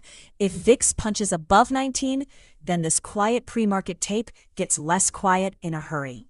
Crypto is not exactly confirming a big risk on party either. BITO 1055 down 1.03%. Coin 183.10 down 2.17%. MSTR 123.97 down 2.25%. Confetti cannon remains in storage. And then later today, 12:30 Eastern is the macro speed bump. Q2 GDP estimate 1.1%. PCE price index month-over-month estimate 0.1%. Personal income estimate 0.2%. Durable goods estimate 0.7%. At the open, though, we'll get the real vote first. CRE up 143%, YYGH up nearly 68%, SOAR up 67%, VNRX up 60%. Those pre-market movers need regular hours liquidity to prove the move isn't just a very expensive game of musical chairs. Bell's right there. LGCL deep dive is coming up after this first rush settles. But for now, the cross-asset traffic light is amber. Thanks, Macro Desk. LGCL deep dive. Let's get this one on the chart. And right away, big warning before anybody gets cute with it. This is a 5.5-cent stock. Anything under 10 cents can get delisted at any moment, and it's not something I'd recommend for day trading. We can still read the tape though. Market's mixed, QQQ's soft, and LGCL is still up about 27%. So yeah, relative move is there, but the risk is loud. Okay, now look at the 1 minute. Oof, look at that early shove lower. Open was around 0.0552. Then they stuffed it down to about 0.0492 in the first push. That's not a little wiggle when the stock is only 5 cents. That's a huge percentage swing. Then the character changes. It stops making clean lower lows, starts basing around 0.052 to 0.053, and then you get the recovery push back toward 0.058, almost 0.059. That's the part that matters here at the markets desk. Volume hit on the sell-off, then volume hit again on the reclaim attempt. So both sides are active. Right now the tape is stalling under 0.058 to 0.0585. That's the prove it zone. If LGCL can't clear 0.0585 with real prints, not just a wick, this can fade right back into the base. And below 0.052, that bounce structure starts looking tired fast. Now catalyst check. I don't see a fresh this morning press release driving this exact candle. So I'm not treating this like clean news momentum. The recent company headlines are older. June, they put out the Agentic AI patent headline tied to insurance applications, and July 2nd, they updated financing plans. So the story has AI language in it, sure, but today's tape feels more like microcap flow, float pressure, and traders chasing range than some brand new catalyst. Filings-wise, there's a July 10th 6K sitting there too. So if you're tracking this name, the filing stack matters more than the headline label. And here's the part that keeps me from getting excited about the percent move. Dilution risk is high. ProTerminal has 3 active shelves, an active equity line, 19 total offerings, about 125 million raised over the last 12 months, and up to 200 million total raisable amount flagged. Against a market cap around 2.4 million and a float around 1.08 million shares, that is a massive overhang. So the chart can absolutely pop. It can absolutely squeeze in bursts, but the supply risk is real. Back on the level map, 0.0585 is the upside check, 0.052 is the bounce failure line, and 0.0492 is the low that would be ugly if it gets tested again. Quick tease. Coming up, we're going right back to the movers board and keeping score on these levels. All right, let's hit the movers board again. Fresh pre-bell scorecard, not a rerun. QQQ's still a little heavy, SPY slightly red, bread's mixed, and yet this board is ridiculous. CRE sitting up 142, 23 million shares, 79 times normal volume. That's the loudest name on the sheet. SOAR still doing penny stock volume, 214 million shares, 140 times relative volume. YYGH is next, almost 70%, 50 million shares. And quick scorekeeping here at the markets desk. MSS just tagged that $2 flag from earlier, so that one's officially on the board. But we're not staring at percent gain. Percent gain is the headline. The 1-minute chart is the truth. CRE on the 1 minute now. This is the kind of tape where the index backdrop almost doesn't matter. QQQ is red, and this little industrial services name is up 140 plus. Price is 622, float just over 1.1 million, volume already 23 million. That's not normal interest, that's a crowd. Here's my read. After a move this stretched, I don't care about the story first, I care whether the last price battle stays orderly. 620 is the line right here. If it starts losing 620 and can't reclaim it, that tells me the chase is getting tired. If it keeps printing above there cleanly, buyers are still defending the move. But with a float this small, oof, this can air pocket fast. No hero stuff, just levels and volume. Thanks, Markets Desk. The bell is live, and the macro desk has the wide-angle lens on this open. We're opening with a small red tint, not a panic candle. SPY 764.8, down 0.14%. QQQ 708.2, down 0.35%. IWM 298.5, down 0.23%. And VIX at 18.70, up basically a rounding error amount. Breadth is mixed, so this isn't the whole market sprinting for the bunker. It's more like mega-cap tech starts heavy, small-cap speculation still has a pulse. And the tape's deciding if this is just opening bell noise or something with teeth. First movers out of the gate, CRE is still the loudest green name, up about 136% around 6.06. YYGH up 66%. SOAR up 64%. DAIC up about 60%. PSNYW up 52%. Other side, GRML is down roughly 45%. So yeah, the indices are red, but the movers board is wearing a party hat. Weird economy, normal Wednesday. Now the important part. Why the open feels a little heavy, even though volatility isn't yelling. Bonds are soft. TLT 83.21, down 0.31%. IEF 93.35, down 0.17%. So the rate side is still leaning on growth. That already flagged TLT 83.20 area is basically under the market's shoes right now. If long bonds can't catch a bid, NASDAQ doesn't get a free lunch. That's the boring plumbing of the tape. Dollars firmer too. UUP at 28 even, up 0.21%, while yen is quiet at 57.65. Gold's getting hit. GLD 422.70, down 1.25%. And oil's softer. USO 125.81, down 0.27%.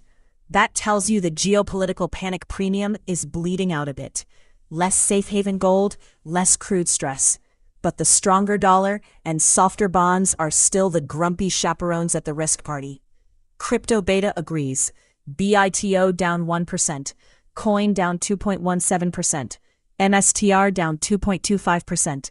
So the macro chain is pretty clean, relief in oil and gold, but rates and dollar are still keeping risk assets on a shorter leash.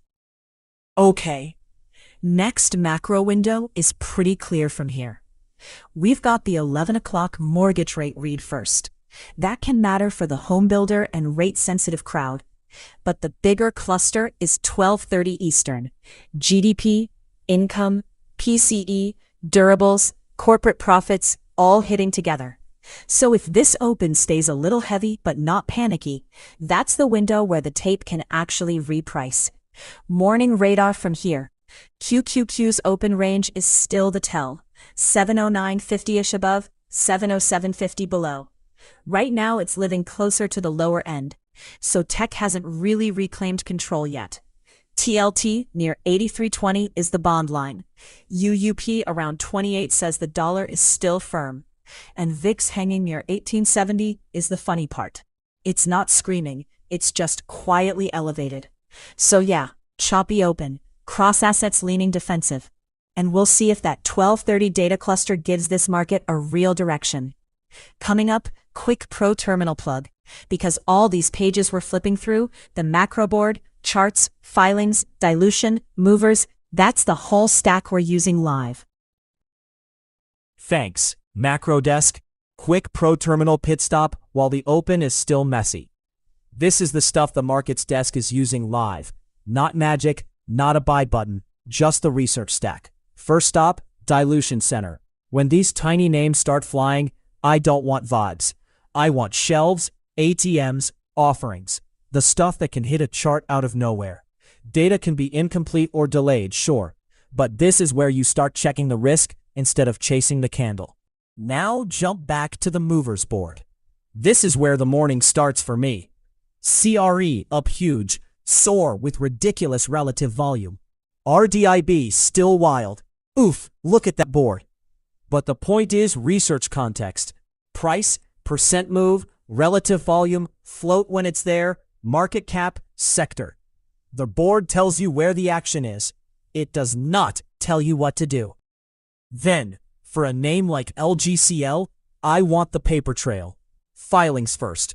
Recent registrations, offering language, amendment dates. That's the stuff that changes the risk profile fast.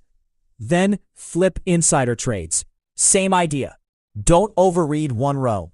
Don't turn it into a story that isn't there, but know what's been filed. That's why we keep hammering this. The chart is the action. The filings are the context. And then we're right back on the 1-minute terminal chart. This is the tape. Candles, volume, wicks, failed pushes, VWAP behavior, all of it. That's the workflow. Movers board to find it, chart to read it, filings and dilution to understand the risk. If you want the same setup we're using on the stream, it's ProTerminal. Sign up at proterminal.io. Coming up, we're right back into the movers scan. All right, back to the movers board. Fresh open drive scan, no fluff. Broad tape is barely read here. SPY off 6 bips. QQQ off 11. IWM a little heavier, so these single name moves are not index beta. CRE is still the scoreboard monster, up about 172% with 92 times relative volume. And yeah, that 650 line we flagged just got hit. SOAR still has stupid liquidity on the tape. YYGH is hanging near the top. And ANF is the oddball adult in the room. Actual retail stock, not just another tiny float grenade. Here at the Markets Desk, I'm sorting this by volume, float, and where the chase can fail. CRE first. Pull it up. Latest board snap has it around 6.99, up 171.8%, with 27 million shares traded against an average volume under 300,000. That's wild. Float shown is only about 1.1 million shares too. So this is exactly the kind of name where the 1-minute candles can look clean for 3 bars and then oof, one wick changes the whole conversation. We already got the 650 upside hit. Scoreboard counts, nice. Now the next gut check is $7. Above 7, I want to see actual acceptance, not one little drive-by print. If it's just wicking through and immediately rejecting, that's not the same thing. And that earlier 620 downside line still matters, as the trapdoor if the chase gets tired. Tiny market cap, low float, huge relative volume, fun tape to read, but not something you marry. CRE is the leader right now. SOAR next. And this is the classic penny stock liquidity explosion. We're talking 26, 27 cents, up about 70%. But the headline is the tape. 234 million shares already, roughly 153 times normal volume. That is insane liquidity for this name. Now for me, the read is pretty simple. If it's holding above that quarter area at 25 cents, and the candles keep reclaiming the mid-20s after dips, buyers are still showing up. If it keeps jamming into 28, 29, 30 cents and can't actually expand, that's where it starts looking less like clean momentum and more like churn. So watch 25 below, watch 30 cents above. Not a recommendation, just the battleground on a tape this crowded. Now YYGH, pull this one up. Different personality here. It's not sub-dollar. It's around $1.91, up 66%, and the float is only about 2.1 million shares. So the bid can look great for 5 minutes and then totally disappear if supply hits. Volume's real. 52 million shares, 22 times average, but with high dilution risk on the board, I don't want to just blindly cheer the squeeze. The quality check is, does it build higher lows above the 180 zone, or is every push toward $2 getting sold into? $2 is the obvious psychological magnet above. If it can't stay near that area, then the squeeze is fading into supply instead of holding structure. DAIC now, and this is where I want to slow the tape down just a little bit.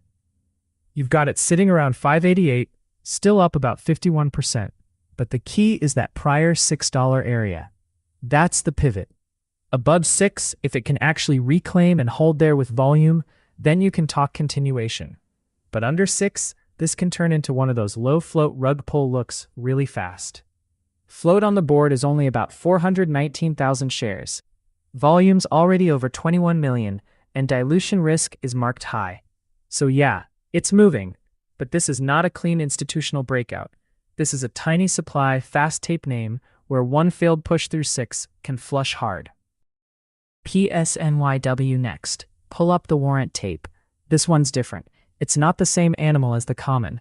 These can move in these air pockets, and the board has it right at 550, up about 47%, with 2.4 million shares traded versus an average around 70,000.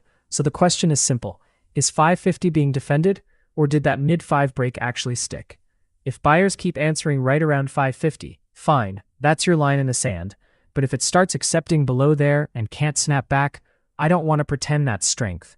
That's usually where the warrant-style tape gets slippery. Thanks, Markets Desk. Breaking macro hit here. Australia inflation runs hot in July, and markets are repricing rate hike risk around the Reserve Bank of Australia.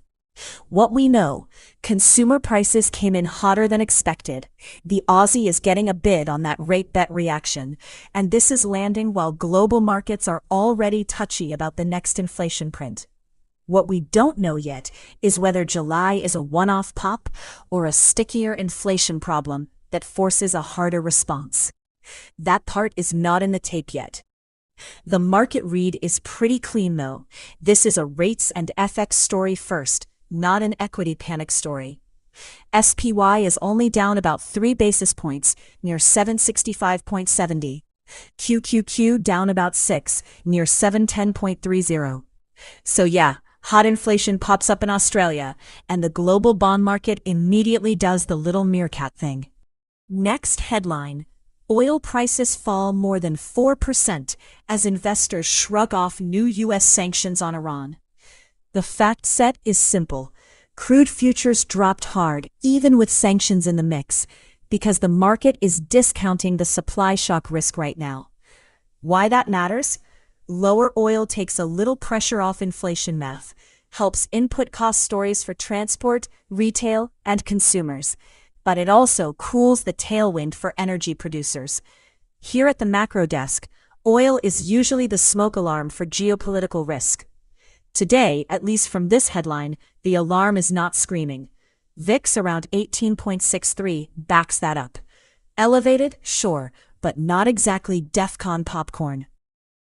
And third, 4 Fed bank boards wanted a rate hike, according to the July minutes. Important distinction. This is not the FOMC hiking rates. It's the regional bank board layer showing a more hawkish tilt under the hood. Why traders care? It keeps the inflation fight isn't fully done narrative alive, especially with bonds still soft on the day. TLT off about 0.29%, while tech is basically flat, with QQQ down only about 0.06%. So the message from this little news stack is, Australia says inflation is sticky. Some Fed plumbing still leaned hawkish. Oil is helping on the other side. Macro, as always, is 3 people pulling the same rope in different directions. Coming up, the markets desk gets back into the movers board. All right, macro desk is back. Let's zoom out from the penny stock fireworks and hit the inflation tape. The headline that matters here. Australia inflation ran hotter in July, and markets immediately started repricing rate hike risk over there. That's the little reminder nobody wanted before coffee. Inflation is still the dinner guest who says they're leaving, then somehow starts another story by the door. Now, U.S. equities aren't panicking, but they're not exactly throwing a parade either. SPY sitting around 765.45, down 0.06%. QQQ 709.71, down 0.14%. IWM 299.04, down 0.06%. VIX is 18.64, basically parked just under that 18.70 stress line we flagged earlier. So the read is simple. Not a sell the building tape, but the market is keeping one hand near the umbrella. Here's the chain across assets. Bonds are soft. TLT 83.225, down 0.29%. IEF 93.315, down 0.21%. So duration is not getting a clean bid. The dollar proxy is firmer at 28.01, up 0.25%, and the yen proxy is weaker, at 57.565, down 0.11%. Even if you only trade US stocks, that matters, because a firmer dollar plus soft bonds is like tightening the screws on the high multiple stuff. Gold's getting hit too. GLD 423.21, down 1.14%, which tells you this isn't just pure fear. Some of the safe haven premium is bleeding out while the dollar leans on it. Oil's basically flat at 126.13, down 0.02%, so no fresh panic premium there. And crypto beta is not loving the setup. BITO down 0.7%, Coin down 1.54%, MTR down 1.95%. That's the liquidity mood ring, and right now, it's not glowing neon green. Okay, US data board now. And this is why the equity tape is just kinda pinned here instead of getting that clean relief bid. GDP came in right on the number. 1.5 versus 1.5 expected, so no shock there. But the hotter pieces are the ones that matter for rate-sensitive stuff. PCE hotter than estimates. Income hotter. Durables hotter. So the read-through is pretty simple. Growth isn't falling apart. Inflation pressure isn't fully gone. And bonds are not loving it. That's the mix where the market can still hold up. But your long-duration areas, high-multiple tech, real estate, anything that really wants lower yields, they don't get the easy green light. Now pull SPA back up, because this is the range I care about into the next handoff. VIX is sitting right around 18.6. Call it near 18.70. Not panic, but not dead either. Dollar's around 28 and firm on the day. SPY's been boxed between that 764.70 support area and the 766.40 rejection high. If 764.70 cracks, that tells you the hot data pressure is finally bleeding into equities. If 766.40 gets reclaimed with volume, then the market is basically shrugging it off. For now, flat tape, soft bonds, sticky inflation inputs, that's the macro headline. All right, let's hand it back to the movers board and see where the actual single stock heat is hiding. Thanks, Macro Desk. Markets Desk is back on the movers board because the indexes are basically asleep and this board is not. SPY up a hair, QQQ up a hair, IWM flat, VIX still around 18.6. So if something's up 40, 80, 140% in this tape, that's isolated flow. Look at the top. CRE still the headline, up 144% on 107 times relative volume. YYGH holding the $2 area, up 75%. DAIC right at $6. PSNYW glued to that 550 battleground. And oof, RDIB 46%. But the crazy part is the 977 relative volume. That is not normal tape. We're going chart by chart. Start with CRE. This is the one that already paid the scoreboard once. We flagged 650 earlier. It tagged through. And now the question is way cleaner. Was that real acceptance or just a squeeze wick? Current prints around 628. Still up huge. 31 million shares traded against a tiny 1.1 million float. So yeah, the headline percent is loud, but the float math is why the candles can get so violent. On this 1 minute, I don't want to chase the green candle after it's already extended. I want to see if buyers can reclaim 650 and actually sit there. If it's just wicking into 650 and rolling back under, that tells you the $7 callout is still too far away for now. Clean momentum would be reclaim, hold, higher low. Messy tape is pop, reject, slam back towards 6. YYGH is next, and this one's got that classic $2 squeeze quality test written all over it.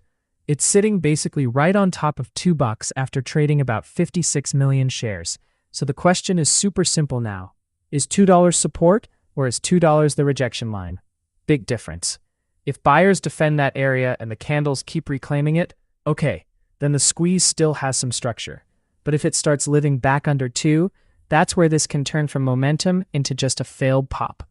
And with YYGH, I do want to keep the risk tag front and center. High dilution risk on the board. Small cap name, big volume flood. So yeah, we're watching the tape, not marrying the story.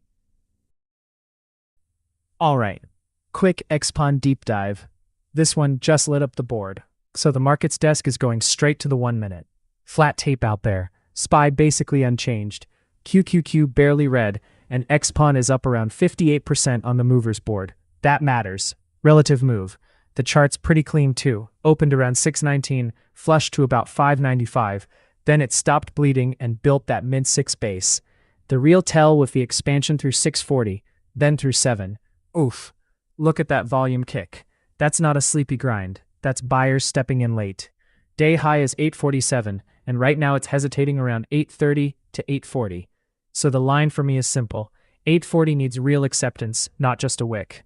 If it loses 7 with heavy red volume, the momentum tone changes fast. Now catalyst check. Because with these small cap rips, you've got to know what the crowd's attaching to. XPON had 2 fresh press releases on August 24th. First, a $9 million initial closing of a private placement. Second, and this is the weirder one, XPON says it acquired assets to establish an oil and gas exploration platform. Remember, this is an industrial's name tied to lithium iron phosphate batteries and energy storage, so that oil and gas platform angle is a real story shift. But the headline is 2 days old. Today's move looks more tape-driven now. Float under 1 million shares, volume over 2 million, and once the breakout started, the chart did the talking. Risk check before anyone gets too fired up. XPON is tiny. Market cap around 6.5 million, float about 924,000 shares. That can squeeze hard, but it can unwind just as fast. Dilution page shows medium overall risk, an active equity line, 22 historical offerings, and roughly 6 months of runway. No active shelf showing here, no pending S1 showing here, but that active equity line is the part I care about on a small float. It doesn't mean the chart can't keep moving. It means overhead supply risk is part of the tradable tape. So scoreboard, 840 acceptance is the upside test. Below 7, I'd assume momentum is cooling. Coming up, we'll kick it back to the movers board and see what else is waking up. Thanks, Markets Desk. Okay, quick macro check on the live tape. And honestly, this is one of those mornings where the index board looks boring until you look under the floorboards. SPY's basically flat at 765.87. QQQ flat at 710.64. IWM is barely green, up 0.08%. And VIX is actually down a touch at 1863. So the headline read is not panic, it's digestion. We're still sitting inside that SPY box the macro desk flagged earlier. 764.70 underneath, 766.40 above. And until one side actually wins, this is a market taking little bites, not swinging the bat. QQQ already had the classic morning fakeout, down toward the 707.41 area, then a push-up as high as 711.75, now back around 710. That's the market saying, yes, I see the macro pressure. No, I'm not ready to fall apart before coffee. Very dignified, slightly suspicious, but dignified. Here's the important part. Bonds are not giving equities a free pass. TLT's sitting around 83.23, down 0.29%. IEF down 0.21%, so the belly and long end are still leaning softer. That matters because when bonds sag, rates pressure stays in the room. And rates are basically the gravity setting for growth stocks. At the same time, the dollar proxy is up at 28.01, plus 0.25%, while the yen proxy is softer at 57.57. Even if you only trade US equities, don't ignore that yen-dollar corner. It's not a side quest, it's part of the global liquidity machine. Stronger dollar, softer bonds, weaker yen, that combo usually makes gold work harder. And yep, GLD is getting hit, down 1.14% to 423.21. Oil, meanwhile, has stopped being the loudest person at the dinner table for the moment. USO is basically flat at 126.13. So today's pressure is less energy shock and more rates and dollar doing the quiet damage. Risk appetite check real quick, because this is where the tape is a little less chill than the indexes look. SPY and 2QQ are basically flat. VIX is barely lower around 18.6, but crypto-linked risk is softer. BITO down about 0.7, Coin down 1.5, MSTR off almost 2%.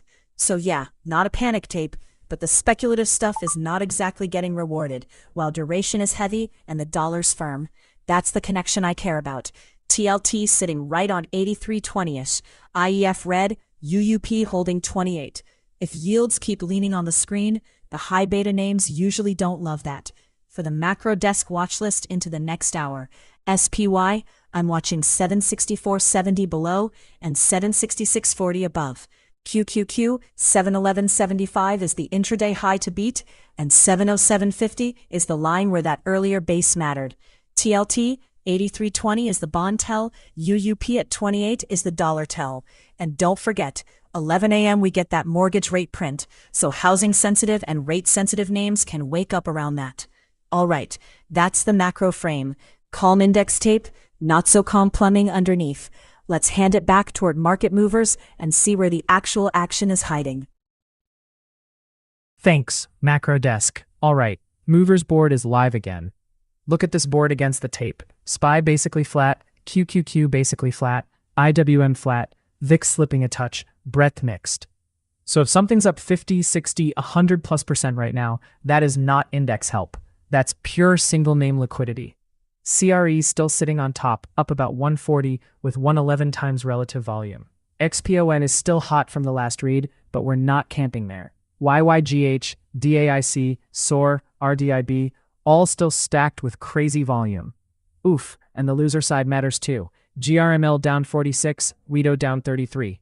So we're going chart by chart now. No wasted words. Levels, volume, hold or fold. Thanks, Macro Desk. Quick stock whisperer check on the sim book.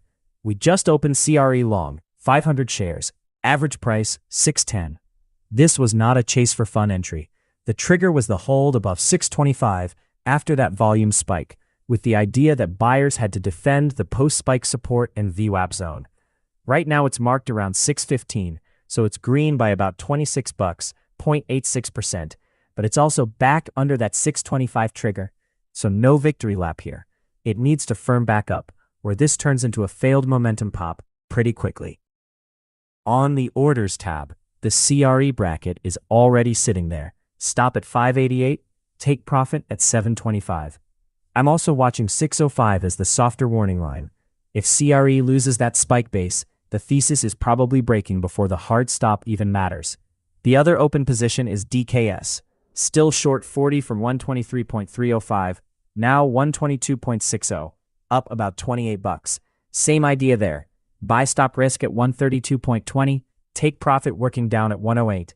Cash in the simulated account is just under 73 grand. This is the show's paper portfolio, not a copy this signal. Here at the Stock Whisperer, thesis first, level second, risk always defined. Coming up, we'll kick it back into the pro terminal flow. All right, quick pit stop. This whole setup the markets desk is using live is pro terminal. This movers board right here is the home base. Gainers, losers, price, relative volume, float context when it's there. It's not a buy signal, it's the radar. Markets barely green, bread's mixed. And this board is where we find the weird stuff actually moving, instead of guessing from vibes. Now, this is the part I care about when a small cap starts flying. Dilution. Click into the dilution center, and boom, you're looking for shelves, ATMs, offerings, equity lines, all the stuff that can change the risk profile fast. We just used this kind of page on the last small cap run, because price alone is not enough. If a chart is ripping, but there's financing risk hanging over it, I want to know that before I start acting like the move is clean. Data can be incomplete, or update as filings hit, so you still read it like a trader. Context, not certainty. For a single name check, I'll use LGCL as the example. Stock profile first, then filings. This is where the desk is looking for the fresh SEC stuff. Offerings, registration statements, 8Ks, anything that explains why the tape might be acting weird. Then, hit insider trades. Same idea. I'm not saying insiders are some magic crystal ball, absolutely not. But if you're researching a name, you want the filings, the insider page, the news, the whole trail in one spot. Less tab chaos, more signal. Last piece, the 1-minute terminal chart. This is where the market's desk lives.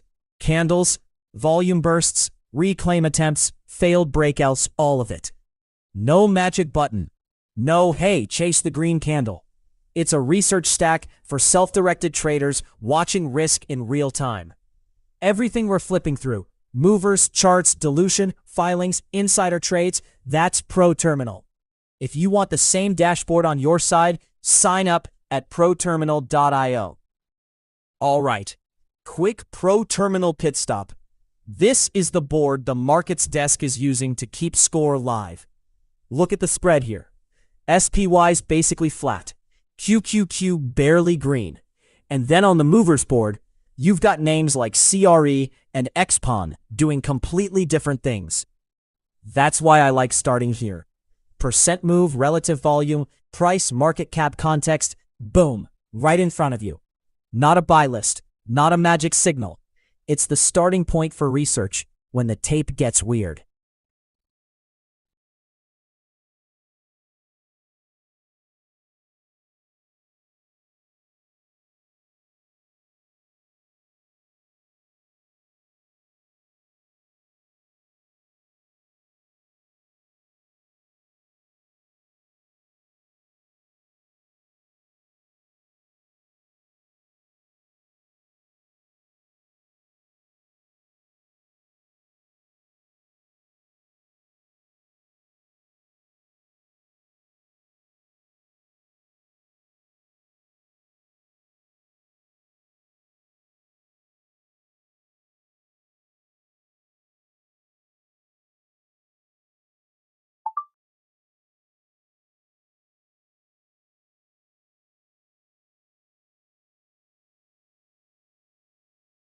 Thanks, markets desk.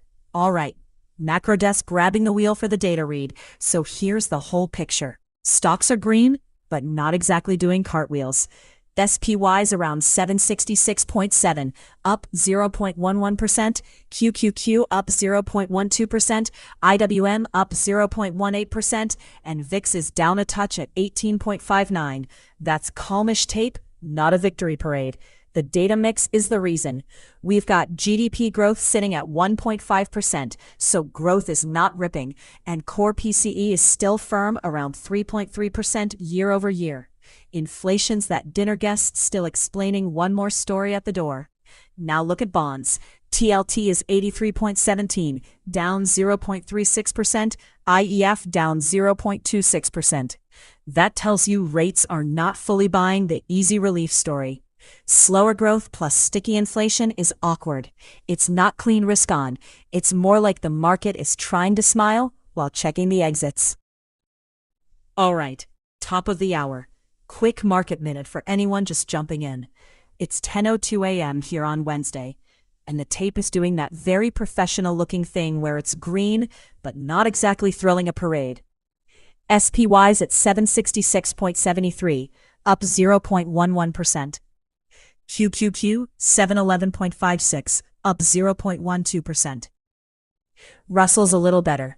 IWM 299.78, up 0.18%. VIX is 1859, down about 0.4%, so the risk thermostat is lower, but breadth is still mixed. Translation from the macro desk: indexes are calm, under the hood is messier, and single name momentum is still doing the loud karaoke in the corner. The story driving the morning is still growth versus inflation.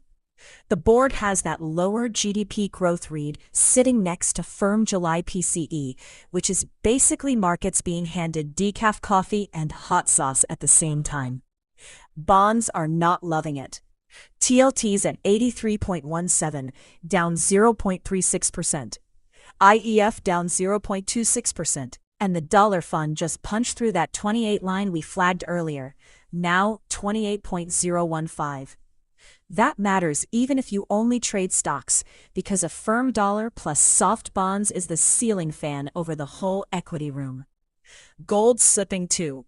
GLD 424.46, down 0.84%. Oil's a touch firmer at 126.59, and crypto risk is lagging. BITO down 0.7%. Coin down 1.9%. MSTR down 1.84%. Coming up, we've got a market mover scan, then a sector-themed spotlight. So we'll see whether the single-name tape can keep ignoring the macro boss music. Thanks, Macro Desk. All right, let's hit the movers board. Index tape is basically flat green, breadth is mixed, and meanwhile the top of this board is absolute chaos. CRE still sitting number 1, up about 197% on 121 times relative volume. XPON behind it, up 68% on 11 times. YYGH still hanging in that top cluster, almost 60%, big volume, dangerous tape. PSNYW is still squeezing, up 54% with 36 times relative volume. And SOAR, sub-dollar, huge print, 280 million shares traded. That's not normal. Here at the markets desk, we're going chart by chart now. Board first, then the 1 minutes. No wish casting, just levels, volume, and whether buyers are actually holding the move. CRE first, pull it up. Board quote is 764, up 197%. Volume is 35.6 million against a normal average under 300,000. That's 121 times normal. Float's about 1.1 million shares. So yeah, this is exactly the kind of tape where the candles can look clean for 30 seconds and then just air pocket. The simulated paper book had that 7.25 marker earlier. If CRE keeps accepting above that, buyers are still pressing. If it loses 7.25, that tells you the chase bid is getting sloppy. Upstairs, $8 is the clean psychological test. I want to see real volume through 8, not one lonely spike and a snapback. Relative strength is obvious with the market barely green, but this is low float momentum. It can halt, it can rug, it can overshoot both ways. Thanks, Markets Desk. We're jumping back into the Stock Whisperer paperbook. Quick reset. This is the show's simulated portfolio, not a signal service. And the only active position on my sheet right now is DKS short, 40 shares. Entries 123.305. Mark is 128.82. So we're red about $220 on the paper P&L. CRE already did the fast mover thing earlier with that target tag, so I'm not chasing that again here. Here's the DKS read, calmly. The original idea was bearish momentum continuation. Get the breakdown, let the short work, and define the pain point above at 132.20. But the trade has not paid us. It didn't break lower cleanly. It's pressing back toward the risk zone, and the broader tape is modestly green but mixed. SPY, QQQ, IWM all a little green. VIX a little softer. That's not the kind of backdrop where I want to let a lagging short become the whole broadcast. So the thesis is no longer clean. When the setup gets messy, the Stock Whisperer cuts the mess. Alright, I'm going to flatten the simulated DKS short now. This is not me flipping bullish on the name, it's just me saying the downside continuation didn't show up, and the defined risk trade is not worth defending anymore. 40 shares short, taking the paper loss, cleaning up the book. Let's close it. Okay, DKS is out on the paper blotter. That's the unglamorous part of trading, right? The idea was fine, the execution was controlled, but the price read was wrong. I'll take that all day over sitting there, hoping it rolls over. The estimated loss going in was about $220, roughly 4.5% on the position. Process grade is okay because the risk was defined. Trade grade is not great because sellers never gave us the clean push. Now, I'm not forcing a replacement trade just because we closed one. That's a big thing for this desk. NVDA stays on the watch list above 215, but only if QQQ firms with it. I don't want a solo breakout in a mixtape. If buyers reclaim 215 and actually hold it, then it becomes a real discussion. If it just tags the level and slips, that's not enough for me in this simulated account. For DKS, the only way I'd even reconsider the short idea later is if sellers regain control below 121.50. That's the continuation level now. Above that, I'm done arguing with it. And on CRE, after the target level got tagged, the only thing I care about is whether it fails back below 605. That would tell you the momentum is leaking back into the spike base. But again, no fresh CRE trade for me here. That one needs a reset, not a victory lap. So, the Stock Whisperer book is clean after the DKS close. No revenge trade, no chase, just levels and discipline. Coming up, we've got the sector-themed spotlight, and I want to see if that group move has real leadership behind it. Let's talk. Apple releases new M6 Mac Mini. The names actually carrying it right now: NVDA and the rest of the group: AVGO, MRVL, AMD. The headline driving it: oil prices fall as Oman-Iran talks signal potential Strait of Hormuz reopening. I'm pulling up NVDA first to read the tape. Then we'll rotate through the others. Who's leading, who's lagging, whether the whole group's moving together. This is the theme and the price action, not a call on any of them.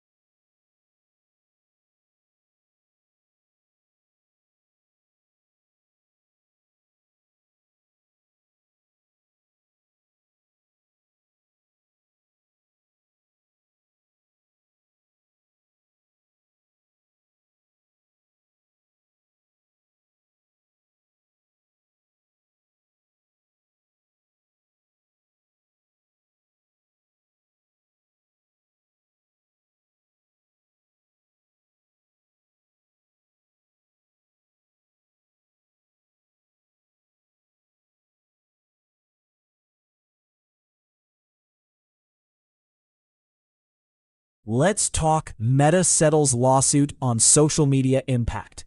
The names actually carrying it right now: NVDA and the rest of the group: AVGO, MRVL, AMD. The headline driving it: Meta settles multi-state lawsuit over social media's impact on children. I'm pulling up NVDA first to read the tape. Then we'll rotate through the others. Who's leading, who's lagging, whether the whole group's moving together. This is the theme and the price action.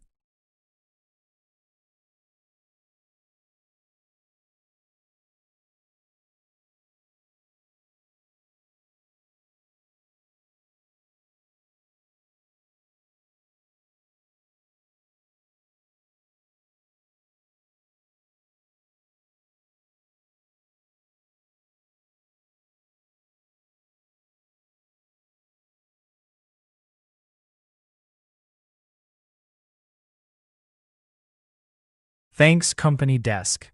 All right, Market's desk is grabbing the mover's board right now.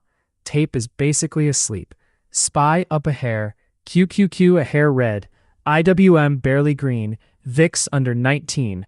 So yeah, mixed market. But this board is not mixed. CRE still sitting on top, up about 167%. XPON behind it, still a double. YYGH, PSNYW, SOAR, all loud. And then look at RDIB down the board. Not the biggest percent move, but that relative volume number is just silly. Over 1,000 times average volume. Oof, that's the kind of row where you don't just chase the headline. You pull the 1 minute and see if the bid is actually there. Let's start with CRE, because this is still the scoreboard name. Pulling the 1 minute. Price is around 686. Volume north of 40 million shares. Relative volume about 137 times normal. Float listed around 1.1 million. So yeah, tiny float behavior. Spreads, halts, nasty wicks, all of it can show up fast. Here's the thing. We had that earlier 725 line on the board, and right now CRE is not cleanly holding above it. That's not a victory lap for bulls.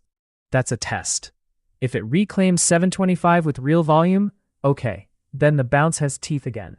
If it starts losing 650 underneath, that's where the momentum crowd can get jumpy. I'm not hyping this thing. It's a low float ripper in a flat market. The level map matters more than the percentage move. XPON next. And this one's cleaner to judge because the battleground is basically right here, around 11 bucks. It's up about 110%, trading around 11.10, and it's already done almost 15 million shares versus about a million average. So yeah, the interest is real. But here's the catch. Float is under a million shares, so this can move crazy fast both ways, and ProTerminal's dilution read is sitting at medium. For me, the read is simple. If buyers keep accepting this above 11, that's a way different tape than the earlier high 8s, $9 acceptance zone. If it starts losing 11 and sliding back toward that old acceptance area, then you've got to treat the breakout like it's getting tested, not just blindly chase the green candle. Now, YYGH, different personality here. This is the sub $2 bounce check, trading around $1.89, up 64%. And the volume is huge, 62 million shares, 26 times normal volume. So it's not sleepy, right? But it does have high dilution risk on the board, and that matters a lot in these cheap small cap runners. I want to see if the bounce has actual volume confirming it near this $1.92 pocket, or if every pop is just getting sold into. $2 is the obvious psychological line. A clean reclaim and hold above 2 looks very different than repeated wicks into that area and fades back under. With high dilution risk, I'm not giving this a free pass just because the percent move is loud. PSNYW now. And remember, this is the Polestar warrant line, not the clean common stock read, so the moves can get a little weird fast. It's around 575, up 54%, and the volume is the real headline, about 2.6 million shares versus a normal day closer to 70,000. That's a 36 times volume day. So yeah, traders found it. What I'm checking here on the 1 minute is simple. After that gap, is volume still showing up on the dips, or was it just one big opening burst and then air pockets? With warrants, I'm way more suspicious of thin liquidity. You can get a pretty candle, then a nasty spread, then the whole thing snaps back. So for me, this is a momentum read only. If it keeps building above the mid-5s, fine, it stays on the board. If volume dries up, I don't care how green the percent column looks. SOAR next. Totally different animal. This is Volato. Private aviation name, trading at about 23.7 cents. So we're in penny stock land here. It's up 51%, but look at the share volume. 288 million shares. That's not a typo. Relative volume is almost 189 times normal. So the liquidity is there today, but that also means the crowd is huge. And with penny names, the exits can get ugly when everyone tries to hit the same door. The battle is really 24 to 25 cents. If it can cleanly reclaim and hold 25 cents, that tells you momentum is still pressing. If it keeps rejecting there and slips back under 24, that's where the fade crowd starts leaning on it.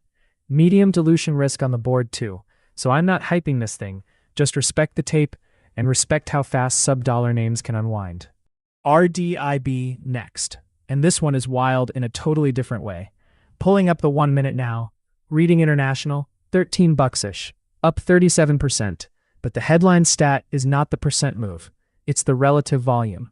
Over 1,000 times average volume on a float under 300,000 shares. That is tiny. So yeah, this can move fast, but it can also trap you fast, because liquidity can disappear between candles. For me, the whole read is, does 13 actually become a real base, or is this just a thin name auction where buyers hit it once and then the bid vanishes? If it's holding above 13 with volume staying in it, that's continuation behavior. If it loses 13 and the candles start getting wide and sloppy, that's where this becomes less momentum and more liquidity trap. Last one on the clean side, ANF. This is why I like ending the scan here, because after all those micro float rockets, Abercrombie is an actual larger cap mover, 6.2 billion market cap, stock around 144, up 32% with over 3 million shares traded. Totally different tape. You're not judging this like a halt risk penny runner. You're asking if buyers are still defending the intraday trend or if it starts digesting after the big gap. And quick downside check before we hand off. Wedo, pulling it up now, down 28%, tiny float, volume is elevated but not insane. That's fade pressure. GRML next, down about 45%, also small float, and that one has high dilution risk on the board. So the bounce attempts there need a lot of caution. All right, that's the movers scan. CRE, XPON, YYGH, RDIB were the heat, ANF is the cleaner large cap standout, and the losers are still under pressure. We'll keep the board live and hand it onward from here. Thanks, Markets Desk. Breaking macro brief. Stocks are catching a bid as oil tumbles and bond yields ease. ProTerminal's newsroom is tracking a risk-on move led by tech, with the Nasdaq reported up 0.66% as crude sold off hard and Treasury yields softened. What we know: lower oil takes some heat out of the inflation story, and lower yields make long-duration growth names a little less allergic to the screen. What we don't know yet, whether this is a one-session relief trade or something that actually survives the next batch of earnings and macro data. Live tape right now is more muted. SPY basically flat around 766, QQQ slightly red near 710, VIX still under 19. So here at the macro desk, I'd call this relief, not a victory parade. The parade permit is still pending, apparently. Next headline: oil crashes nearly 5%, easing inflation angst. That's the clean macro transmission line today. Energy down, inflation pressure feels lighter, bonds breathe a bit, and equities try to re-rate the risk backdrop. The investor impact is broad. Airlines, transports, consumers, anyone with fuel or input cost sensitivity gets a better story when crude falls that fast. But the desk is not treating oil like it joined a monastery and found inner peace. A nearly 5% drop is helpful for inflation math, sure. But it's also a reminder that energy is still a jumpy market, especially when geopolitics are in the background. And the big single-name headline: NVIDIA snaps a 7-day skid ahead of earnings. Shares rose 2.2% in the report. And that matters because NVDA is still the emotional support animal for the AI trade. Semis, data center capex, mega cap growth, all of it tends to listen when that chart starts talking. The fact that it bounced while oil and yields were easing makes sense. Lower yields help growth multiples, and NVIDIA is basically the market's growth multiple weather vane. The caution is simple, though. Earnings are the real event, and around a name like this, volatility can move faster than the narrative. Coming up, we'll hand back toward the movers board and see whether this macro relief is actually showing up in the high beta names. Thanks, Macro Desk. Quick small cap momentum check on AIXI. Oof, look at that break. Market's basically mixed, SPY flat, QQQ a little red, and this thing is down about 18%. So this is not strength hiding under the tape. This is downside momentum. AIXI opened around 1.12, held that 1.12 to 1.13 pocket early, then sellers cracked it. The big tell is that dump through 1.03. That was the prior base, and once it snapped, volume blew out. Day low is 94 cents, current area is about 95 to 96 cents, and the bounce is tiny so far. For the markets desk, 1.03 is the reclaim line. Below 94 cents, that's where the breakdown can get uglier fast. Now the risk check matters here, because AIXI is a true microcap. Market cap under 1 million on this feed. Float shown under 500,000 shares on the overview. So every candle can get jumpy. I don't see a fresh same-day press release in the package. The recent headlines are older Apple patent litigation updates and an ADS ratio change. So this move looks more tape and flow than clean, fresh catalyst. And here's the big caution. Dilution risk is high. Active shelf, active equity line, roughly 11.2 million raised over the last 12 months, and over 228 million listed as total raisable amount. So yeah, if it reclaims 1.03 with volume, you respect the bounce attempt. If it loses 94 cents, you respect the trap. Coming up, we'll swing back to the movers board. All right, markets desk, back on the movers board. Let's see what still has real juice. The tape is basically asleep. SPY flat, QQQ a little red, IWM flat, VIX flat. So when CRE is still up almost 195%, that's not market beta. That's float, volume, and liquidity. XPON is still on the board. SOAR is doing the penny stock volume thing. YYGH is hanging around the top 4. And oof, RDIB, still that insane relative volume print lower on the board. So we're not just reading green numbers here, we're ranking which charts are actually holding bid. CRE first. Pulling the 1 minute, because this is the scoreboard name right now. Price on the board is 757. Volume already 44 million shares. Relative volume 151, and the float is only about 1.1 million. That is a wild tape, not a normal stock. This is the kind of low float runner where a clean candle can turn into a rug pull fast. For me, 725 is still the line from earlier. It lost it, now it's back above it, so I want to see if that reclaim actually sticks. If CRE starts accepting above 775, then buyers are still pressing. If it slips back under 725 again, that's the failed reclaim look and momentum holders can get jumpy fast. No need to worship the percentage move. Watch the level. XPON now. This one's sitting right under the $10 handle. 994 on the board, up 88%, so yeah, still a monster move. But the personality changes right here. $10 is the fight. If it keeps rejecting under 10, that open $11 momentum callout starts getting pretty optimistic, because you need buyers to actually reclaim the round number first. Volume's legit.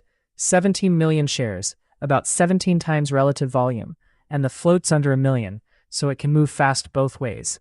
For me, the clean version is 10 reclaim, hold it, then maybe that 11 area comes back into play.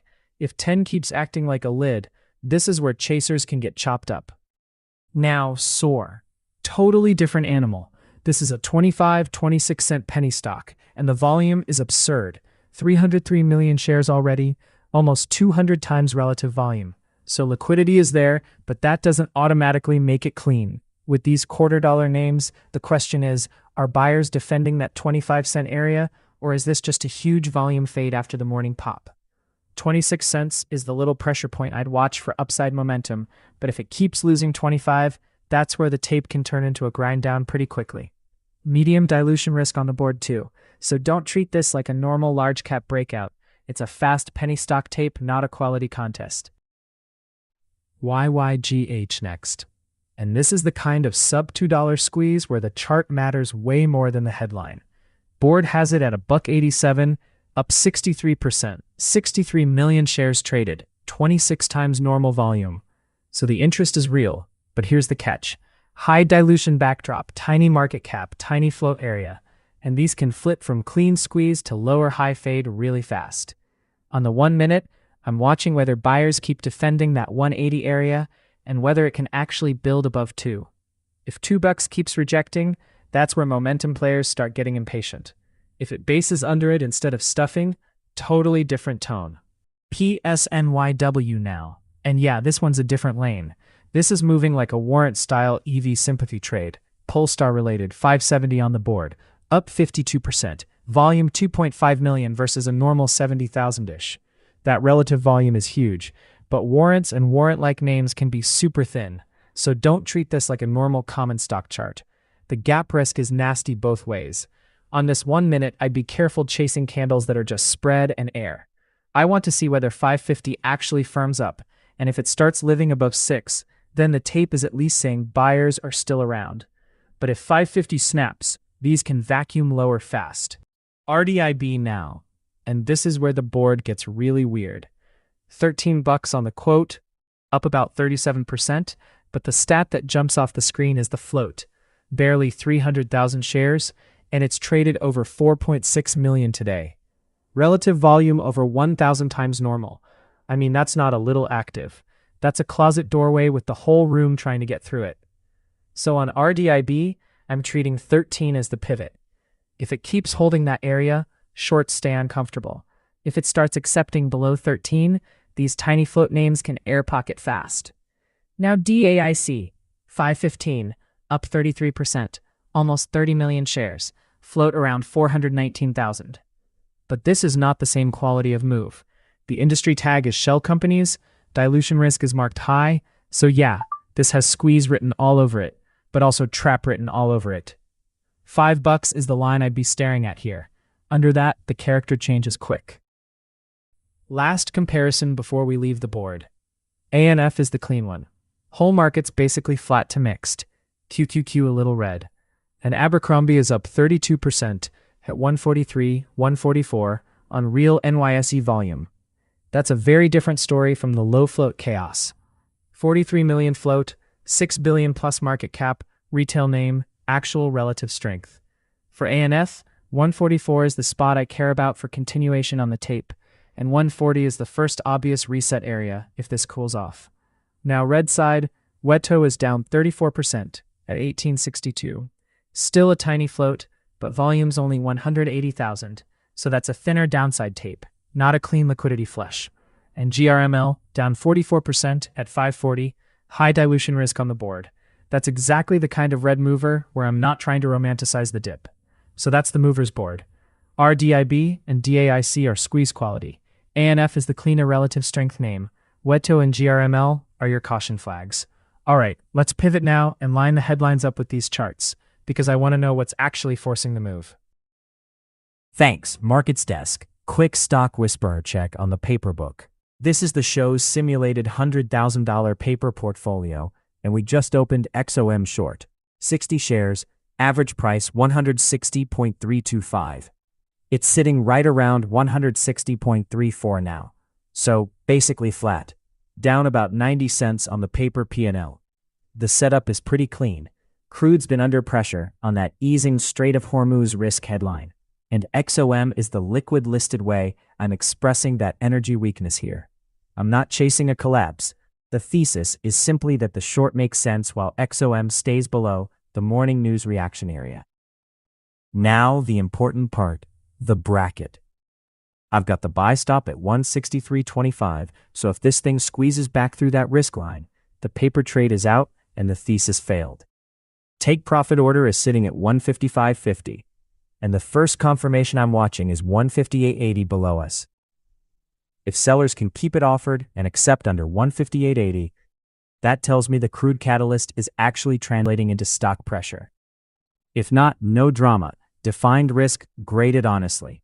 Coming up, we'll hand it back to the mover scan.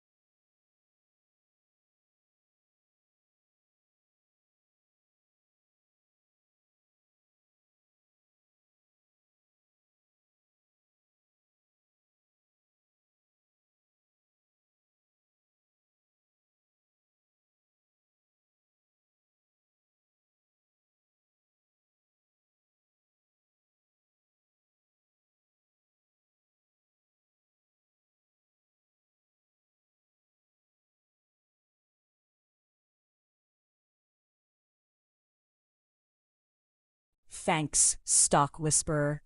All right, quick news brief from the macro desk, and we start with Meta. ProTerminal's newsroom is tracking settlement talks between Meta and 29 states in that multi-state youth harm lawsuit.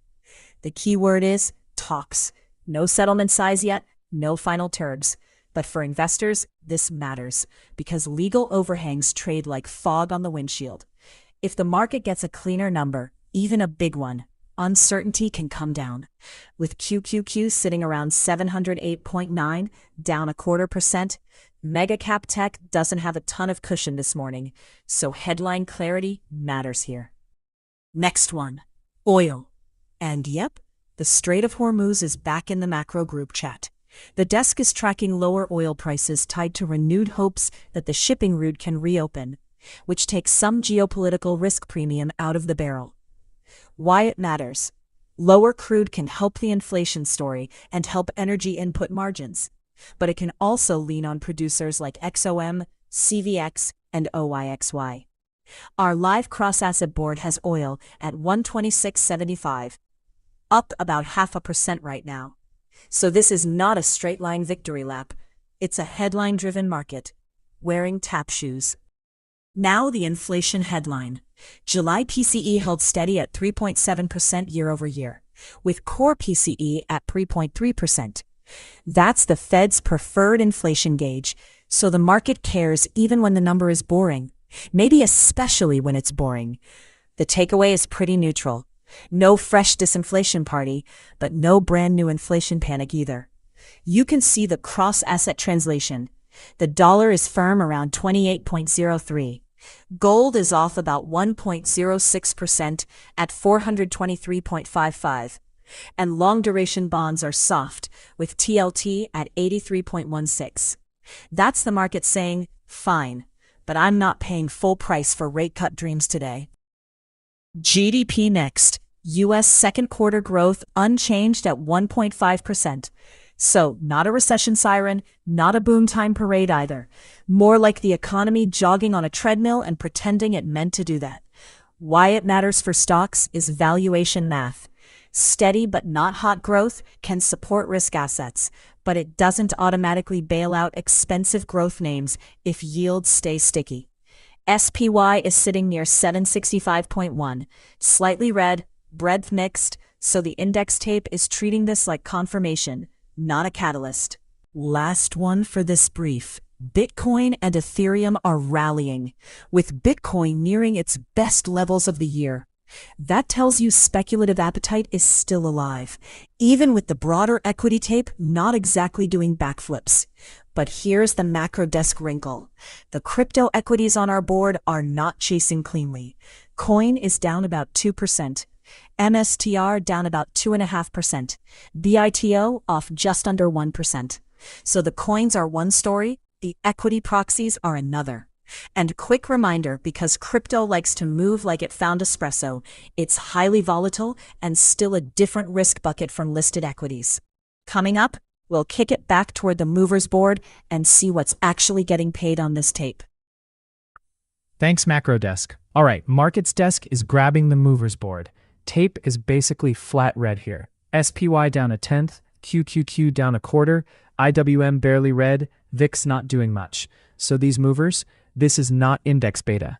CRE is still the monster, 771, up 200%, 49 million shares, 167 relative volume. XPON is parked right under the $10 handle. SOAR just tagged that 26-cent level we flagged. Nice hit.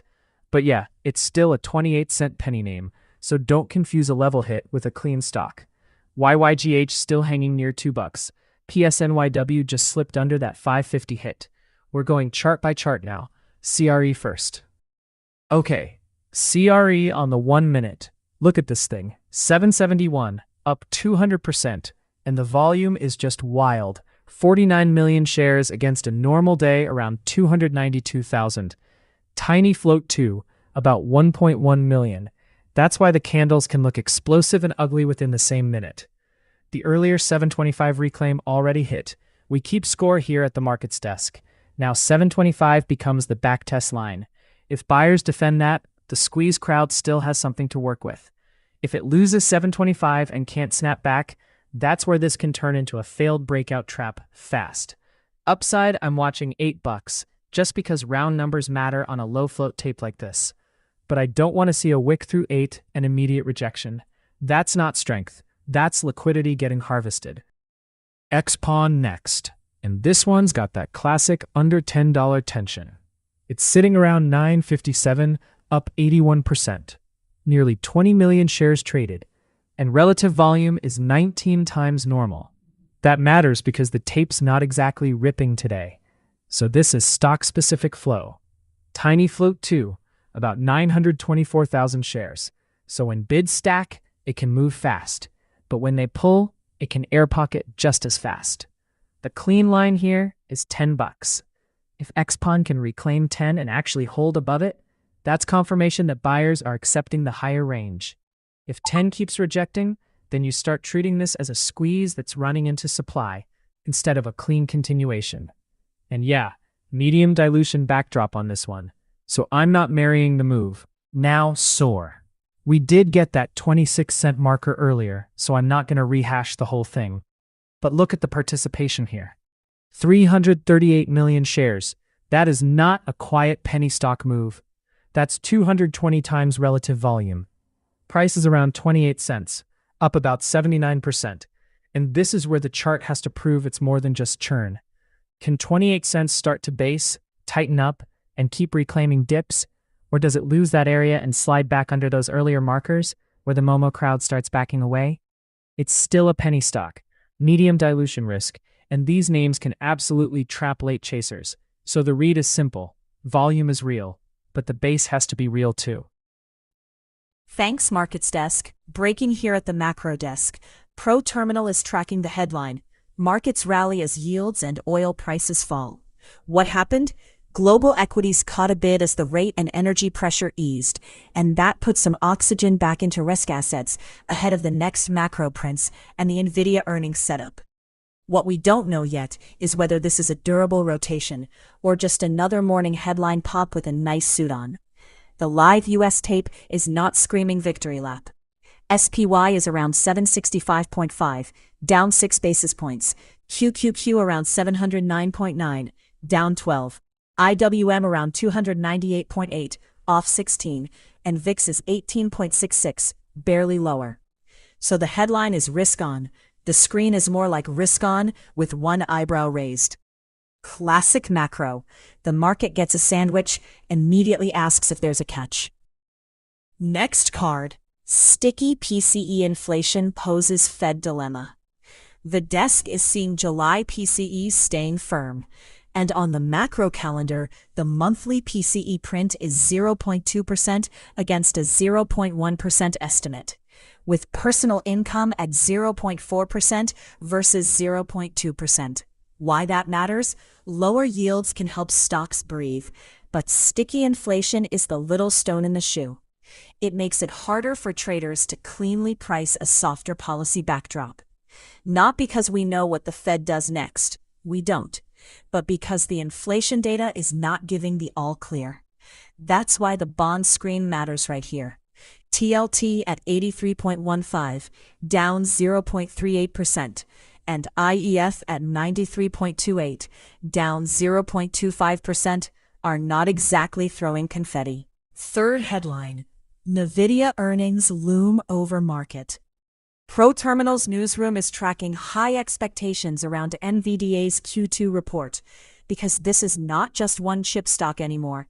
It's the AI spending thermometer taped to the front of the Nasdaq. The facts: investors are focused on whether AI infrastructure demand is still running hot, and whether pricing pressure starts showing up. Why it matters: with QQQ around 709.9 and slightly red, a mega-cap AI catalyst can shift the mood in semis fast, but elevated expectations mean the bar matters.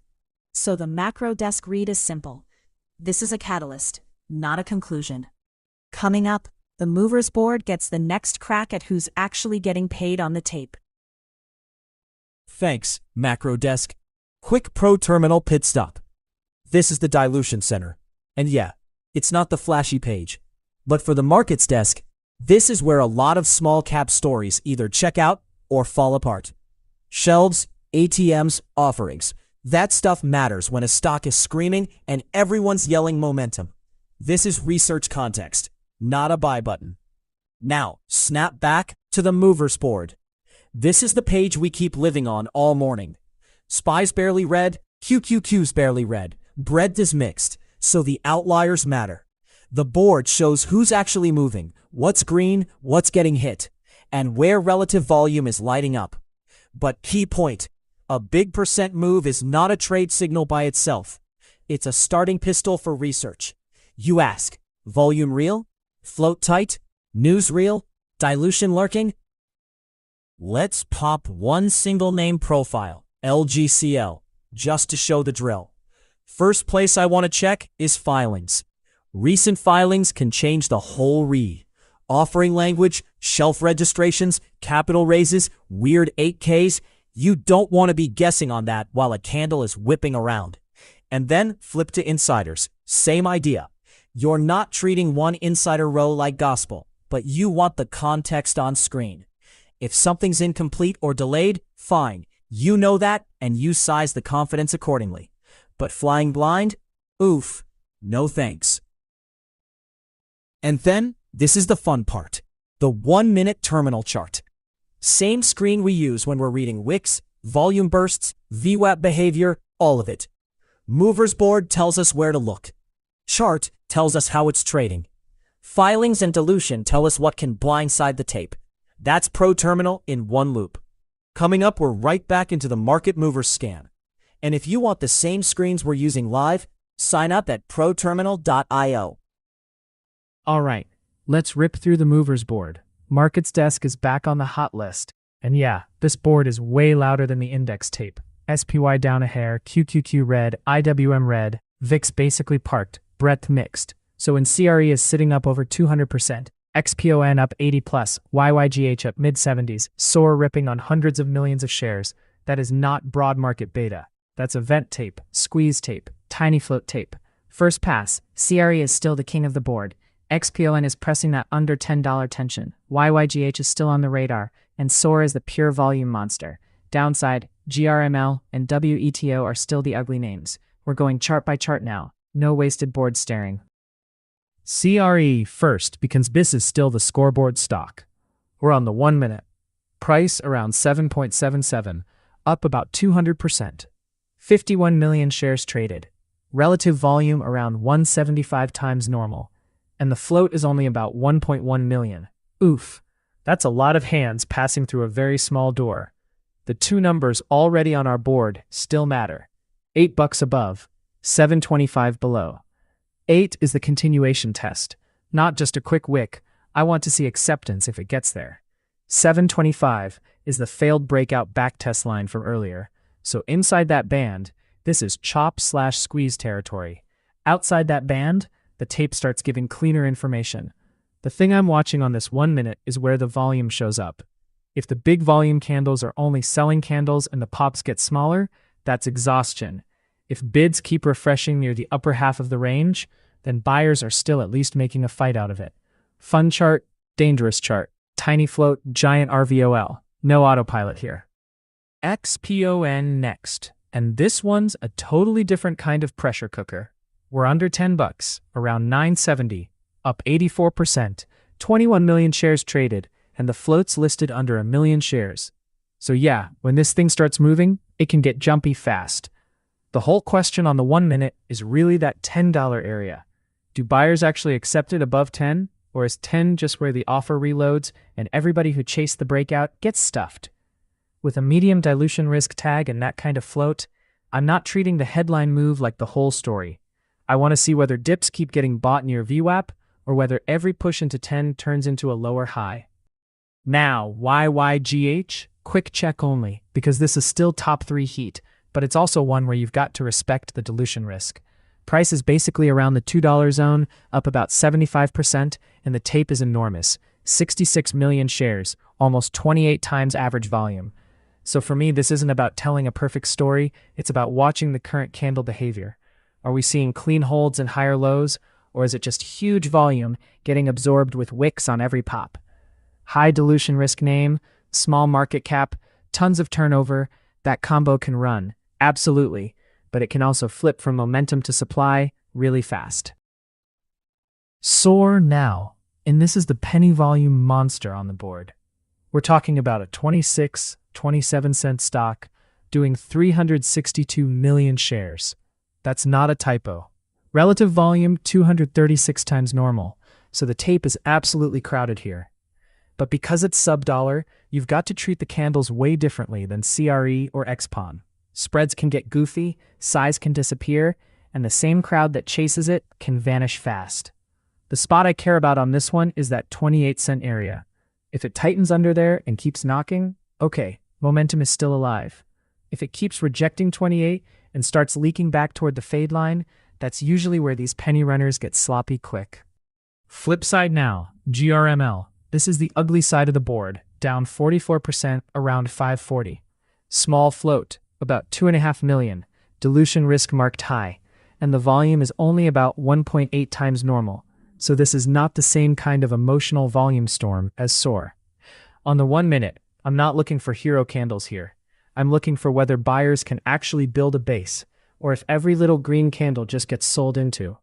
Around this 540 area, if it can't stabilize and keeps making weak lower high bounces, that tells you the offer is still in control. A real bounce needs cleaner holds and some follow-through volume, not just one random pop off the lows. Alright, now ANF. This is the clean relative strength check. And this is a totally different animal from the low float chaos we've been staring at. We're on the 1 minute, price around 144.75, up about 33%, and the key thing is this is a $6 billion retail name, not a 1 million float vacuum. SPY and QQQ are a touch red, small caps are a little red, and ANF is still sitting up here with real volume, 4.2 million shares versus about 1.5 million average. That prior 144 level we flagged? Yeah, it got hit. Now I want to see if 144 turns into support instead of just a headline spike. Above 144, the tape still looks like institutions are accepting the higher price. Lose it cleanly, and you can get that post-news digestion candle pretty fast. Last one on this pass. Weto on the downside. And yeah, this one's nasty. Around 1892, down 33%. Tiny float listed at about 176,000 shares, so the candle can look calm for 2 minutes and then completely air pocket.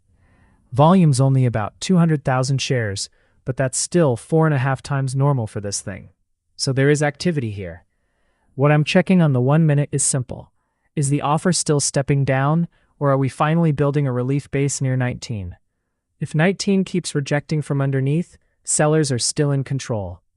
If it can reclaim 19 and actually hold it for a few candles, then at least the panic selling is slowing. Not saying it's fixed, just saying the tape changes. Alright, that's the movers board heat check. We've got the wild small caps, one clean large cap outlier in ANF, and a couple downside traps. Let's pivot from the board and hit the next live setup. Alright, let's pull up Google. Mega cap check, because the QQQ is only down a touch, and this one is acting heavier than the tape. Here at the markets desk, this is exactly the kind of relative weakness I care about. Stocks around 342, down about 1.25%, while QQQ is only off 0.14%. So yeah, not a disaster market-wide, but Alphabet is not helping big cap tech right now. On the daily, look at the structure. This is not a clean trend anymore. Earlier run pushed up near 400, volume confirmed that move, and then it just started digesting. Broad range, lower energy, less conviction. Current daily read has Google near 342, basically sitting near the lower side of this recent 340 to 360 box. That 360 area matters because you've got the range top, and the moving average cluster is up around 350-ish. So, until it can even get back through that zone, it's still a laggard, not a leader. Downside, 340 is the first line. If that cracks and stays below, then the market starts looking at the longer-term 200-day area closer to 334. Not predicting it, just mapping the tape. Right now it's range-bound, but it's pressing the lower rail. Okay, now let's drop down to the 1 minute, because this is where the damage happened. Oof, look at that flush. Open was up near 347.32, then the sellers hit it hard around 346.88. Big red breakdown toward 343.61. And that candle came with a volume spike over 480,000 shares. That's not a lazy drift. That's real sell pressure showing up all at once. Since then, bounce attempts into the mid 344s and 345s have failed, with the lower high area around 345.96. So, for the live tape, I'm marking 346 as the reclaim zone. Above that, maybe the sellers lose some control. Below the low, near 341.70, that's where the morning low breaks, and this gets uglier fast.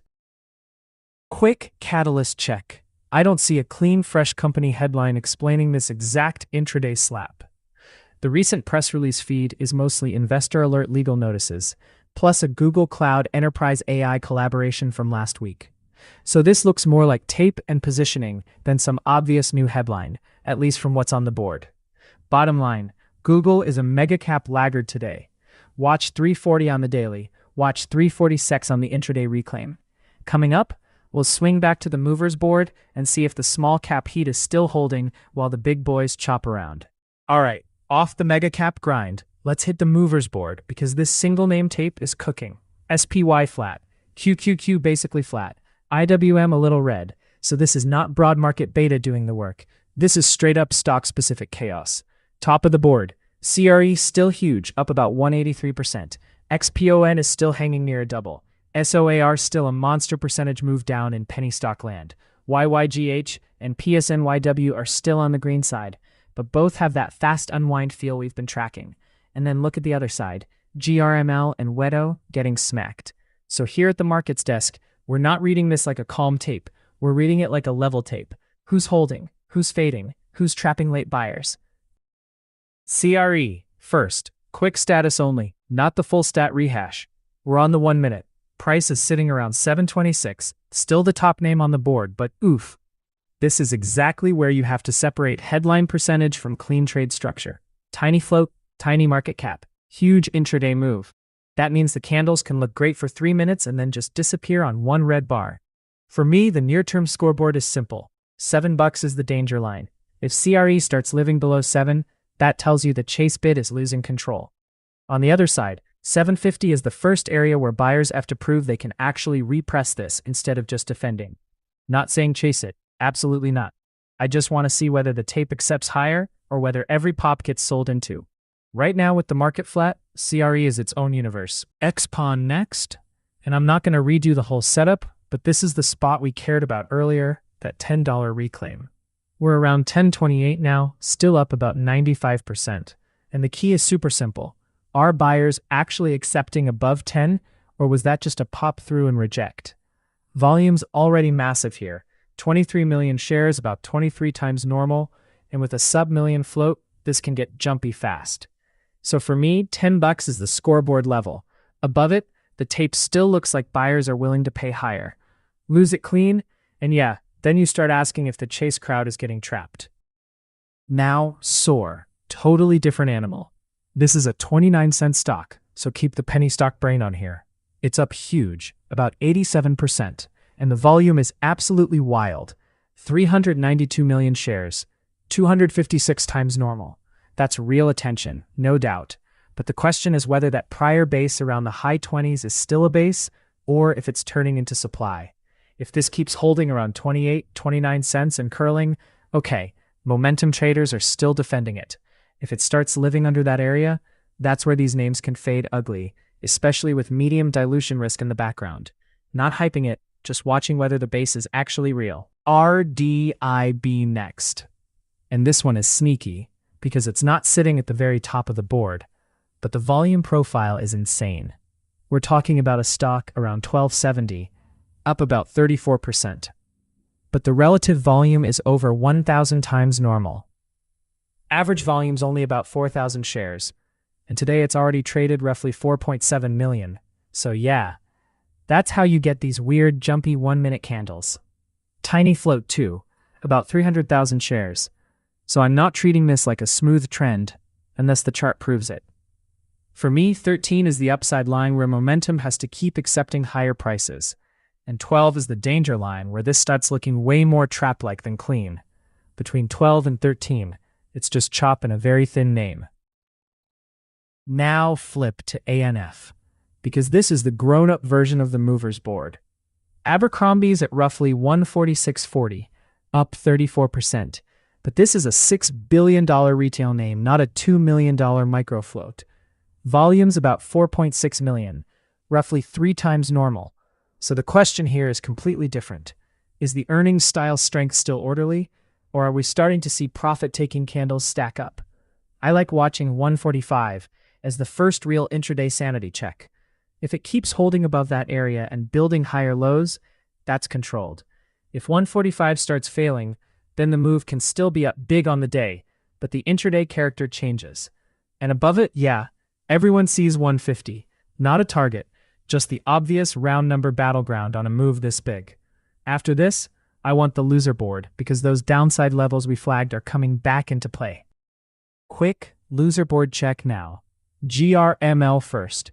Remember we had that 540 area open on the scoreboard. And yeah, this thing is basically sitting right there around 537. So that's not a clean stabilization yet. It's trying to stop the bleeding, but it has not actually reclaimed the level. Volume's about 1.5 million, relative volume just under 2 times. So compared with the crazy gainer board, this is a much slower tape. And with high dilution risk on the profile, I'm not treating one green 1-minute candle like it magically fixes the chart. For GRML, the scoreboard is simple.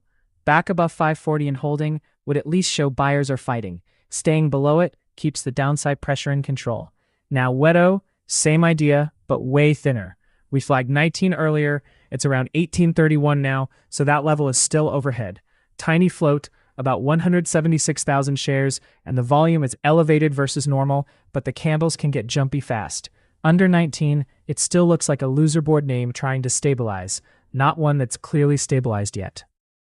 Alright, let's go straight into VMAR.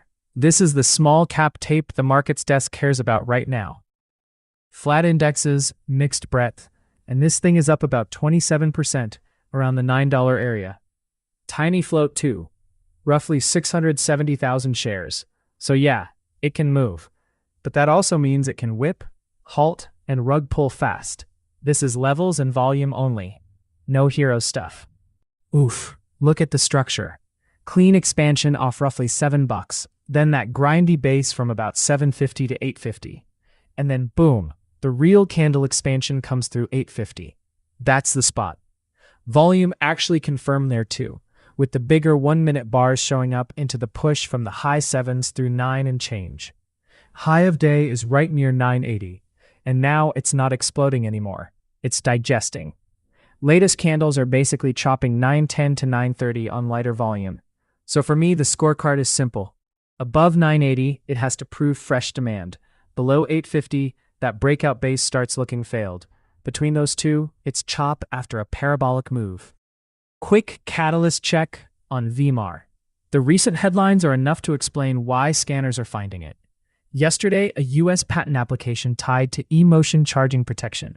Monday, a letter of intent for a proposed business combination with an undisclosed counterparty. And last week, that Avacus, HD Hyundai-related integration partnership. That's headline fuel. But notice what I said, headline fuel, not clean fundamental confirmation. On these small names, the story can light the fuse, but the chart tells you whether buyers are still paying up.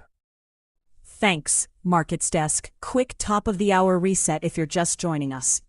It's 11:02 a.m. here on Wednesday, and the tape is basically doing that awkward elevator shuffle.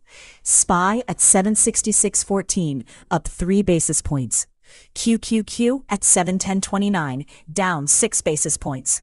IWM at 298.74, off 17 basis points.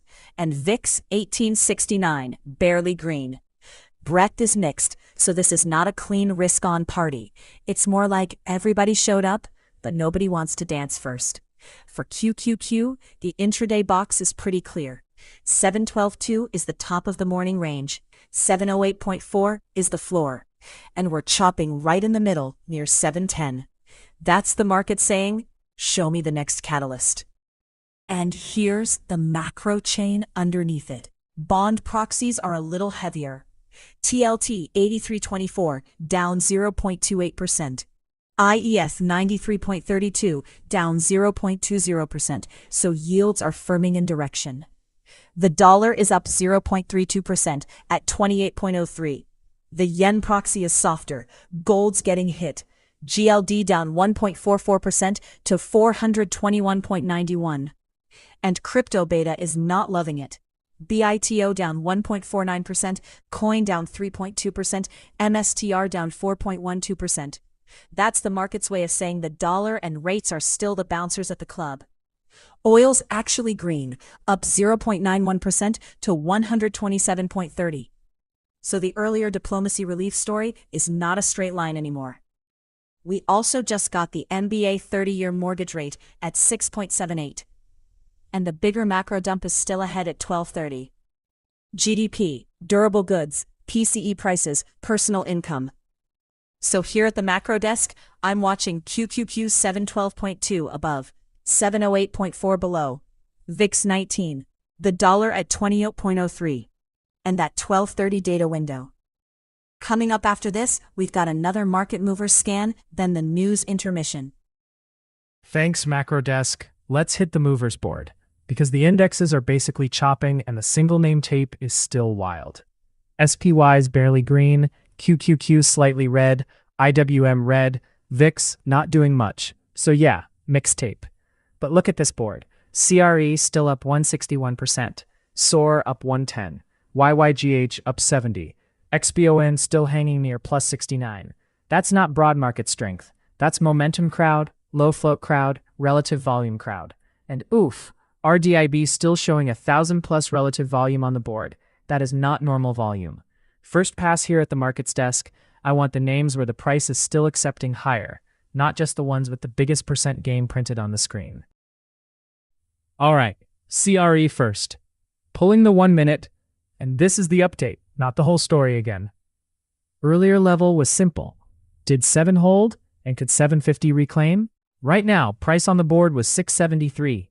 So nope, 7 did not hold clean. That matters. This is still up huge on the day, don't get me wrong.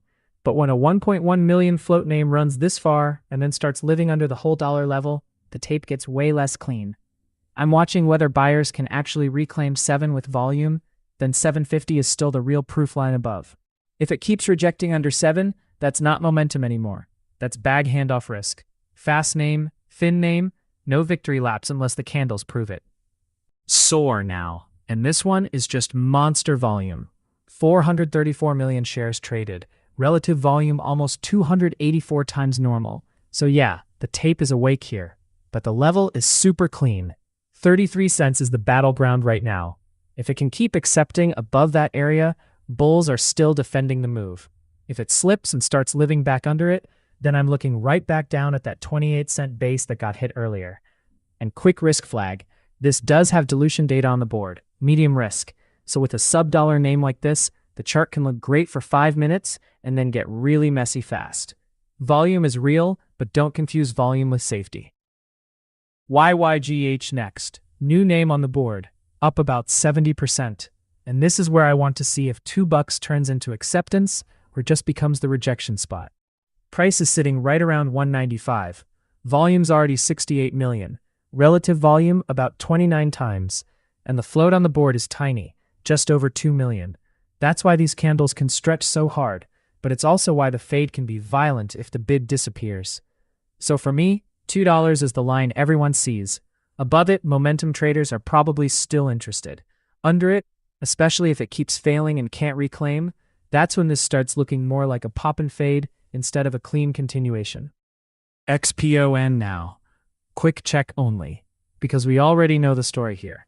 Tiny float, industrial battery name.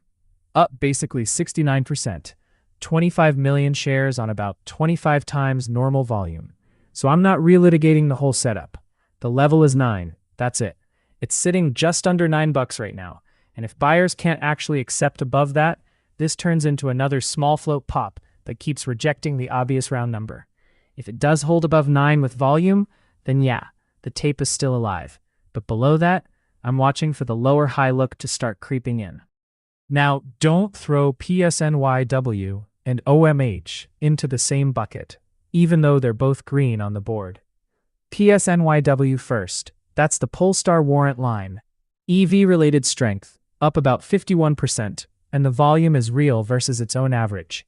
2.6 million shares, 38 times relative volume. Warrant lines can trade weird, so I'm treating $6 as the clean acceptance check, not pretending it trades like a normal common stock. Now flip OMH. Totally different animal. This is a 14-cent real estate platform stock, up 47%, but the relative volume is insane, at 544 times normal, and it carries high dilution risk. That's the kind of tape where 15 cents matters, but one ugly flush candle can change the whole feel fast. Under 12 cents for me, that's where the momentum look starts to break down pretty quickly. RDIB, now, this is the weird one on the board, because it's only up about 37%, but the relative volume is absolutely stupid. We're talking almost 1,100 times normal volume on a float under 300,000 shares. So on the 1 minute, the scoreboard is really clean for me. 13 is the acceptance line. If this can actually live above 13, not just wicket and reject, then the tape is still respecting the squeeze. But if it loses 12, that's the failure line. Below 12, you've got a lot of late momentum, probably rethinking it fast. And with floats this small, it can move $1 like it's nothing. So don't treat this like a normal mid-cap chart. It's a scoreboard name. 13 above, 12 below. Last quick pass, loser board, because this matters too. Wedo is down 36%, and the volume is elevated, about 5 times normal, so that's not just a sleepy pullback. Tiny float, software/robotics story, recent filings showing up on the board, and the pressure is real. Then GRML, down 44%, high dilution risk on the board, and even though relative volume is only about 2 times normal, that kind of red candle can still wreck anyone chasing yesterday's move. So yeah, the green side is exciting, but the red side is the reminder. Small caps punish bad entries fast. And then ANF, totally different animal. Real company, 6+ billion market cap, up 35% on over 3 times volume. In a mixed tape where SPY is basically flat and QQQ is a touch red, that's actual relative strength, not just microfloat chaos. Alright, mover scan is done. Next up, we're going to shift off the board and hit the next story on the tape. Thanks, Markets Desk. Quick paper book check from the Stock Whisperer. This is the show's simulated paper portfolio, and the new piece on screen is BABA. Short 80 shares. Average price 120.88. Basically flat right now with price around 120.89, down about 80 cents on the position. The reason for the trade is clean. Alibaba raised $10.2 billion through a Hong Kong secondary share sale, and the stock is under pressure from that new supply. My thesis is not complicated. The short only makes sense while it stays below that post-news rebound zone. The bracket is defined. Simulated stop is 124.20, simulated cover limit is 115.50, and the real continuation tell for me is below 119.50. Rest of the book is still disciplined, no drama. DKS is short 50 from 128.915, trading 129.10, so that one's down about $9. Tiny, but not working yet. XOM is short 60 from 160.325, marked right at entry, so flat. The working brackets are still live. DKS has the stop up at 134.20 and cover order down at 119.50. XOM has the stop at 163.25 and cover order at 155.50. Cash is sitting around 97.17K. On the watch side, I'm still watching NVDA only above 215 with QQQ participation. And for BABA, 119.50 is the pressure point. Again, simulated account here, or grading process, not telling anyone to copy trades. Thanks, Stock Whisperer. All right, quick news brief here from the macro desk. Lead story. Global shares are leaning softer because tech pressure is offsetting what should normally be a little relief from lower oil and treasury yields. The desk is tracking caution around the big AI names, with Nvidia still the sentiment magnet for the whole trade, plus US-Iran tensions sitting in the background. Why it matters? When QQQ is basically flat around 710.7 and VIX is still near 18.69, the market is not panicking, but it is asking tech to justify the multiples. Very polite interrogation, market style. Next one. U.S. equities are still getting help from AI enthusiasm and strong earnings, but the bond market is waving the yellow flag from the cheap seats. The fact pattern here is simple. Investors like the AI growth story in names tied to Nvidia, Apple, and Microsoft, but the long end of the treasury curve is still under pressure from fiscal concerns and heavy supply. Live cross-asset check. TLT is around 83.27, down about 0.25%. So the equity side is saying growth, and the bond side is saying, yeah, but who is paying the bill? Classic macro dinner argument. Alibaba is the single name headline. Baba raised $10.2 billion through a Hong Kong secondary share sale, the largest there, aimed at funding AI infrastructure. The stock took an almost 8% intraday hit because the market saw the discount and immediately did dilution math. Why it matters. AI capex is not free money. For investors, this is the other side of the AI boom. The strategy may be long-term, but the share count impact is right now. The macro desk calls that the toll booth on the AI highway. Emerging market currencies are also on the board, hitting a record high as Fed rate hike bets ease. That usually helps risk appetite because less pressure from U.S. rates can pull capital back toward EM currencies and equities. But here's the wrinkle. The live dollar proxy is still around 28.02, up about 0.29%. So this is not a straight line dollar collapse story. It is more like the market loosening one bolt, not taking the whole machine apart. Last one for the brief. Energy is posting all-time highs while the broader S&P has been pulling back. That is the rotation story in one sentence. Growth gets questioned, barrels stay bid. Live oil is around 127.48, up about 1.05%, and that matters because energy strength can support sector leadership while also keeping inflation nerves alive. So the tape is mixed for a reason. SPY near 766.4 is calm. But under the hood, capital is still picking winners and losers.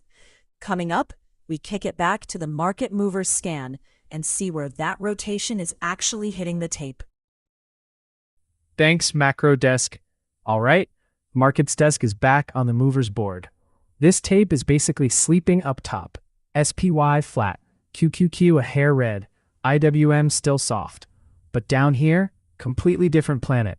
CRE still top of the board, up about 158%. SOAR is still doing penny stock chaos with almost 480 million shares traded. XPON right behind it. Then OMH, YYGH, PSNYW. And yeah, don't ignore the other side. GRML and WETO are still getting hit. So the job here is simple. We're not marrying any of these. We're checking. Where's volume still real? Where's the reclaim? And where's the trap? Let's start with CRE on the 1 minute because this is still the scoreboard name. CRE is around 662, up 157%, and the big number is the volume, 54.8 million shares against a float around 1.1 million. That's not normal activity. That's the whole float turning over again and again. Earlier, that $7 failure mattered. Now I want to see if 650 actually holds as the new battle line, or if this starts leaking into lower high fade mode. Above 7 with real volume? Okay, then buyers are trying to reclaim control. Below 650? Oof. That's where this stops looking like momentum and starts looking like distribution. Tiny market cap, tiny float, huge range, clean levels only, no hero stuff. SOAR next. And yeah, this is the penny stock chaos part of the board. We're on the 1 minute here. Stocks around 28.5 cents. Up about 82%, and the number that jumps off the page is volume. Basically 478 million shares traded. That's not normal liquidity. That's the whole crowd piling into one lane. The 28-cent area just got hit again, so this is the line for me on the tape. Can it actually stay above 28, build candles, and stop instantly wicking back under it? If it holds above there, momentum's still alive. If it keeps losing 28 on every pop, that's where these names can turn into churn really fast. Medium dilution risk on the data too, so I'm not treating this like a clean large cap breakout. It's a penny runner, and the level matters more than the story right now. Now, XPON. Totally different price zone, but same small float energy. This thing's around 930, up roughly 77%, 26 times relative volume. And the float is under 1 million shares. So when you see it move, it can move in chunks. But that also means the trapdoor can open quick if volume backs off. On the 1 minute, I'm reading the $9 area as the big sanity check. Above 9, buyers are at least defending the breakout zone, and you can see why momentum traders keep it on screen. Under 9, especially if it starts accepting below there instead of snapping back, that's where the move can turn from momentum into a late chase trap. Not calling a trade, just saying 9 is the line that tells you whether this is still controlled or starting to get sloppy. OMH now, and this is the silly volume one. We're talking about a 16-17 cent stock doing about 69%. But the headline is the relative volume. Over 1,000 times normal volume. That is not a typo. So on the 1 minute, I'm not trying to overcomplicate this. I want to see if 16 cents is actually being defended, and if 17 cents can turn from a spike area into support. But big warning on this one. Dilution data is on. Risk is marked high. And when you get a tiny real estate platform name trading 80+ million shares, you treat every push like it can flip on you fast. YYGH next. This one's cleaner price-wise, sitting around $1.92, up about 67%. But same issue, high dilution risk. So I'm not giving these things the benefit of the doubt just because the percent gain looks pretty. Volume is real, almost 69 million shares, about 29 times normal. So now the tape question is simple. Are buyers still stepping in near that 190 area, or is this just late chase volume after the move already happened? If $2 starts acting like a ceiling, that tells you a lot. If it starts accepting above there, then at least the chart has confirmation, instead of just a vertical headline move. Thanks, Markets Desk. Breaking macro cross right now. ProTerminal's newsroom is tracking sticky July inflation with second quarter GDP growth unrevised at 1.5%. Here's what we know. The GDP growth rate is landing right on the 1.5% estimate, so growth isn't cracking on this print. But the inflation side is the thorn in the shoe. July PCE prices are showing 0.2% month over month versus 0.1% expected. And the GDP price index is 6.4% versus 6.3% expected. So, not a growth scare, but not a clean disinflation victory lap either. What we don't know yet is how much of this the Fed wants to look through versus lean against. Market reads so far, SPY is basically flat around 765.8. QQQ's off a tenth near 710. IWM's a little heavier, and VIX is up around 18.76. Translation: the equity market is not throwing a chair, but rate-sensitive stuff is listening very carefully. Next headline: markets are now seeing a slightly higher chance of another Fed hike after that inflation data. Important wording there, this is pricing, not a Fed decision. And here at the macro desk, we try not to cosplay as the FOMC. Why it matters. If the market nudges toward a less dovish Fed path, duration usually feels it first. Long bonds are already soft, with TLT around 83.28, IEF around 93.36, and the dollar proxy up near 28.02. That's the classic macro seesaw: firmer dollar, softer bonds, pressure on expensive growth, and the higher beta sandbox. You can see that in crypto-linked names too. BITO off about 1.45%, Coin down just over 3%, NSTR down about 3.7%.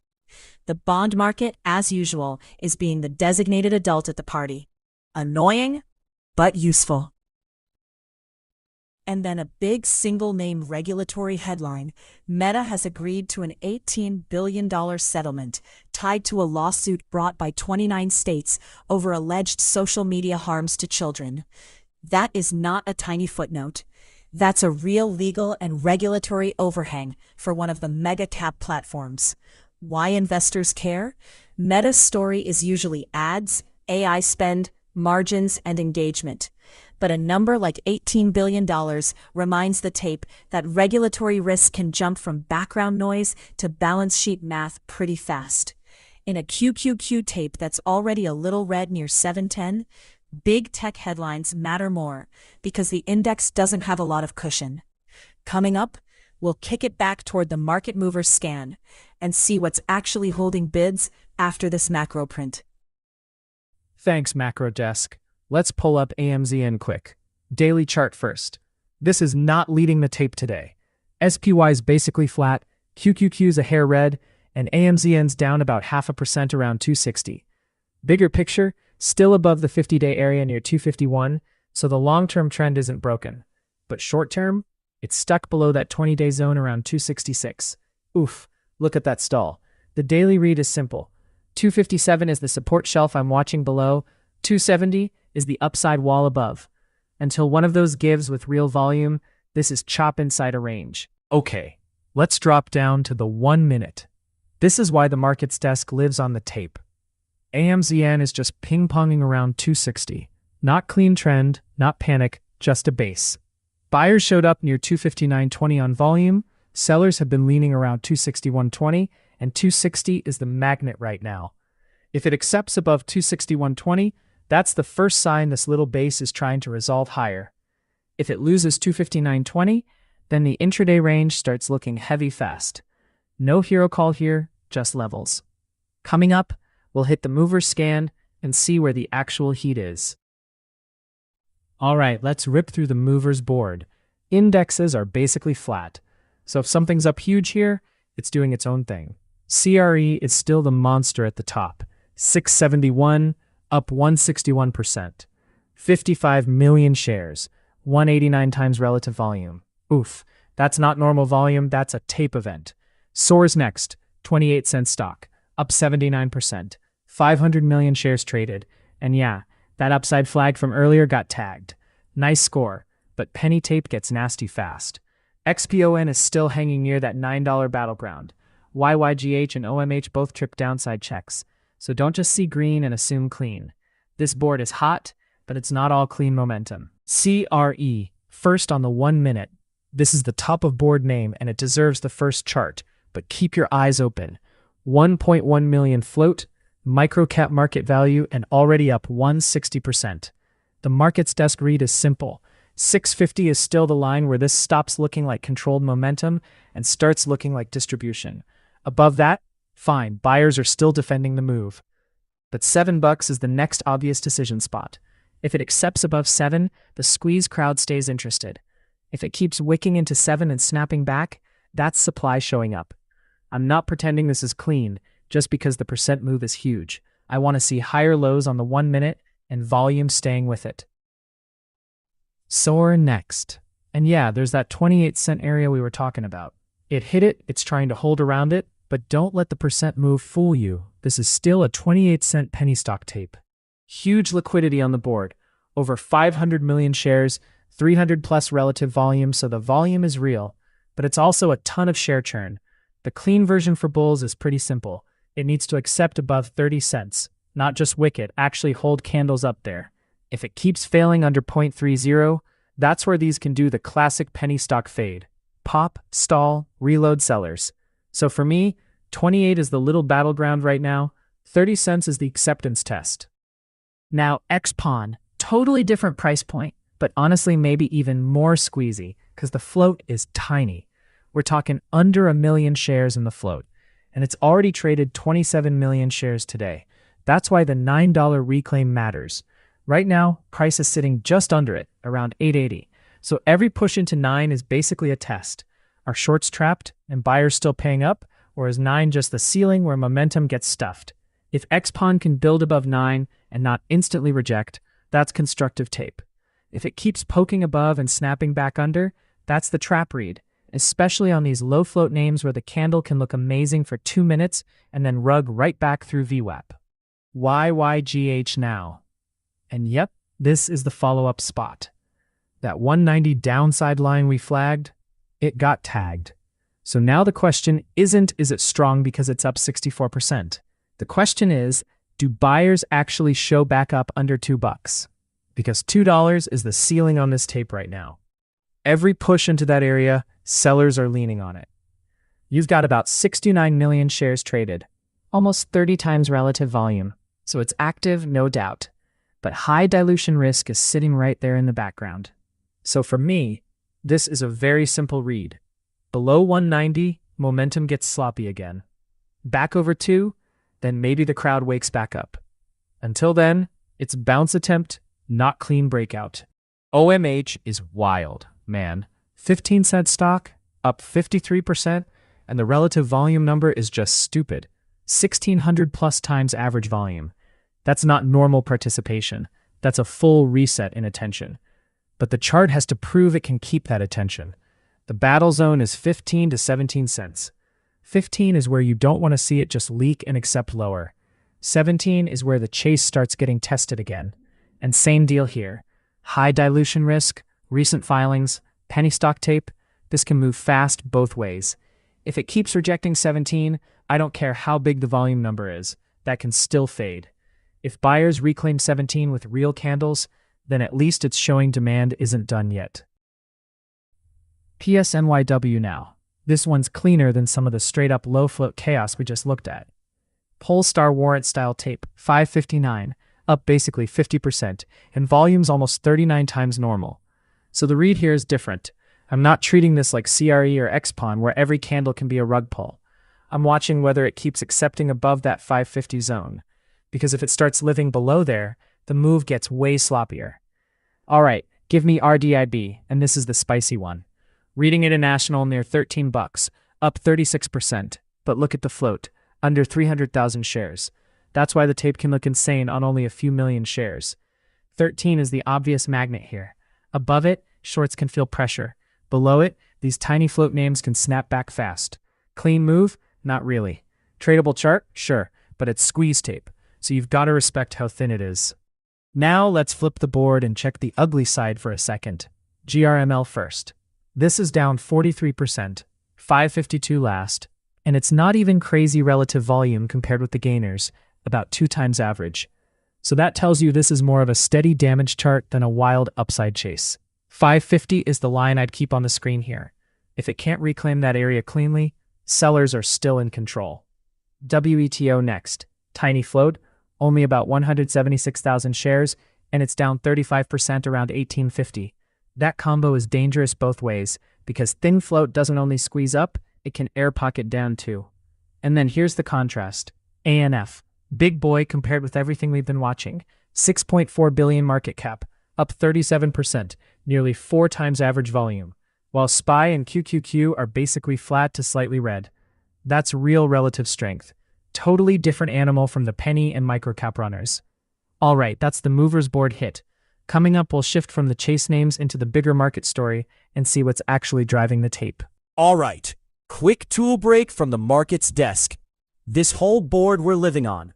The levels, the volume checks, the risk checks, it's all pro terminal. First thing I want on screen is the dilution center, because oof, small cap momentum without checking shelves, ATMs, offerings, that's how traders get blindsided. This isn't a buy signal machine. It's a research cockpit. Now back to the movers board. This is the heartbeat of the show. You've got gainers, losers, price, percent move, relative volume, the stuff that tells you where the tape is actually alive. CRE, SOAR, RDLB, ANF.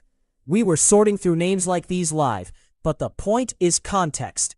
A stock being up huge doesn't mean chase it. It means, okay, why is volume here? What's the float? Is there news? Is there dilution risk?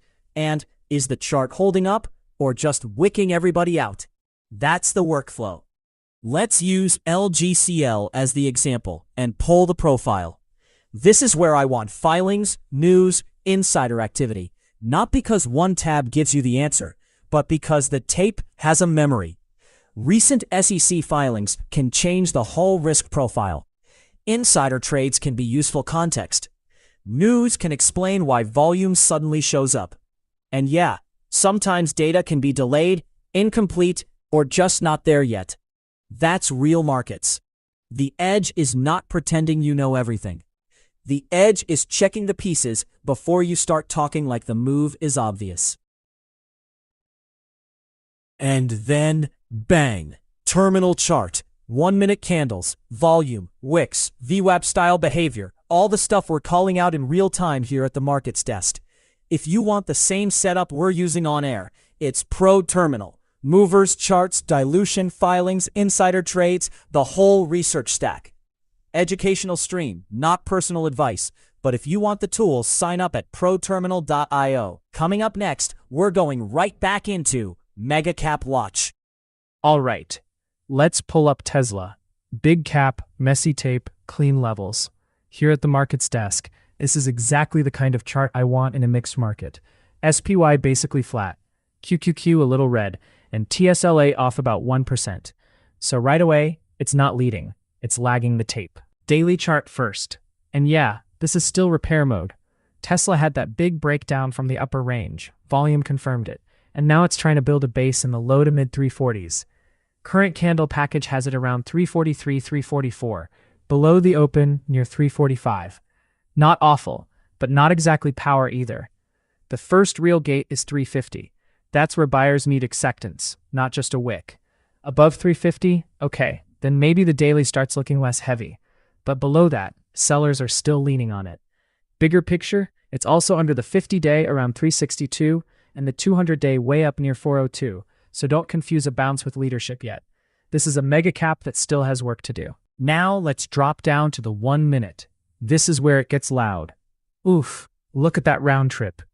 Early push from roughly 347.80 up into 349.50. Decent volume. Buyers had it for a minute. Then the whole thing rolls over. Lower highs, lower lows. And the sell volume actually matters.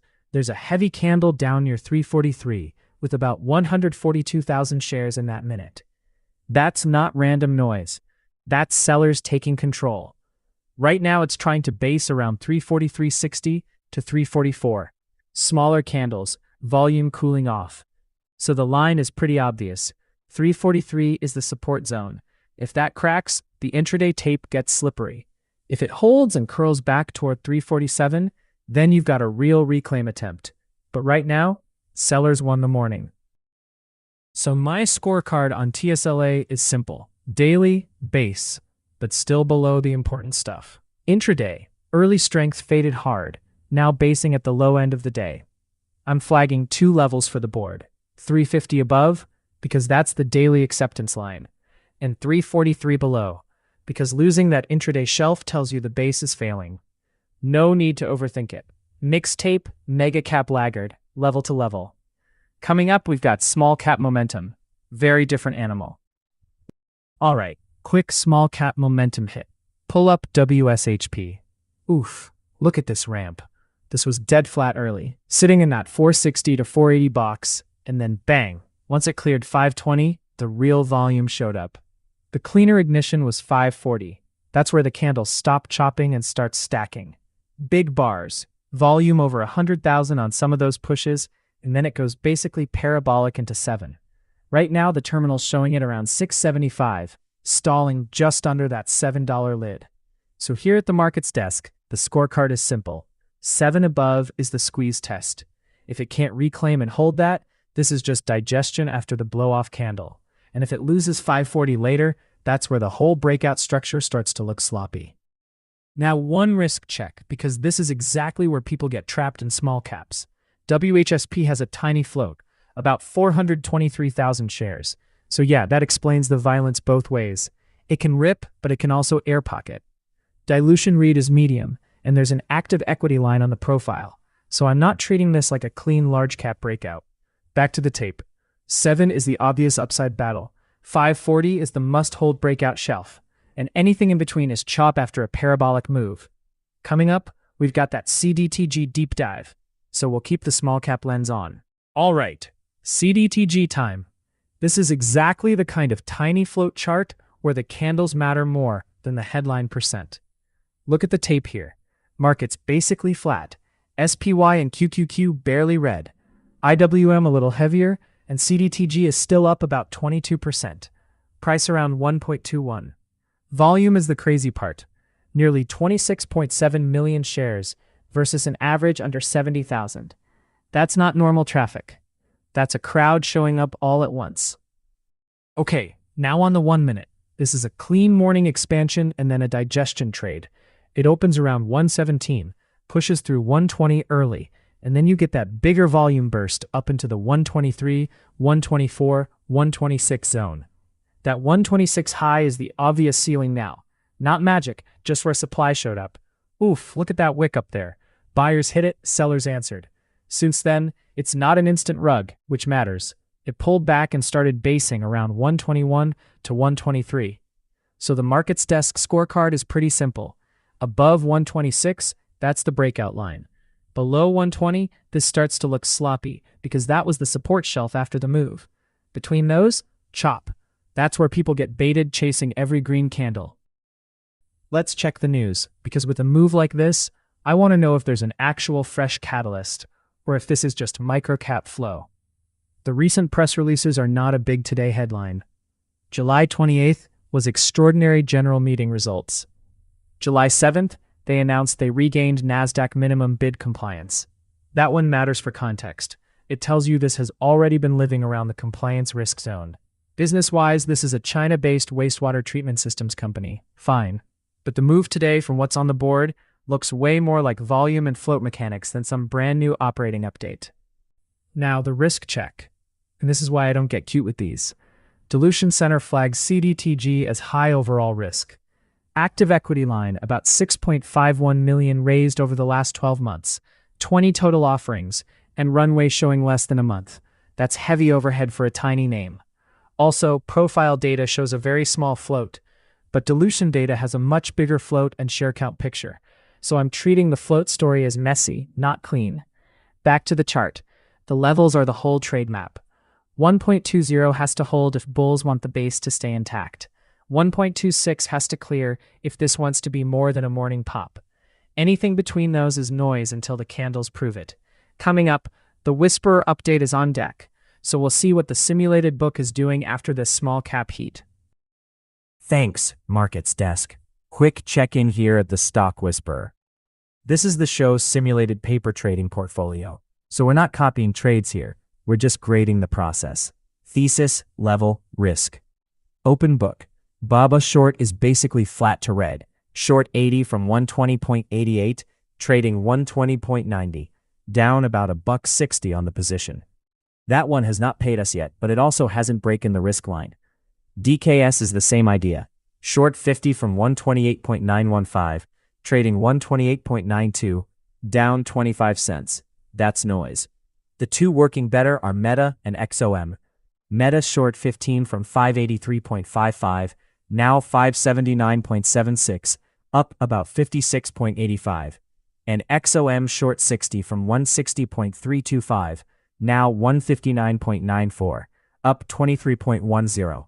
Calm tape, mixed indexes, so I'm not pressing anything just because a position is green. Thanks, Markets Desk. Breaking now from the macro desk. The US dollar is catching a bid after expanded US sanctions on Iran were announced. And that comes right after the dollar had been sitting near a 3-week low. What we know? Sanctions were expanded, the dollar bounced, and the market is treating it like a geopolitical risk headline. What we don't know yet, how long this bid lasts, whether there's a second-order policy response, or whether energy markets turn this into a bigger inflation story. Right now, the dollar proxy is around 28.02, up about 0.27%, while SPY and QQQ are basically flat.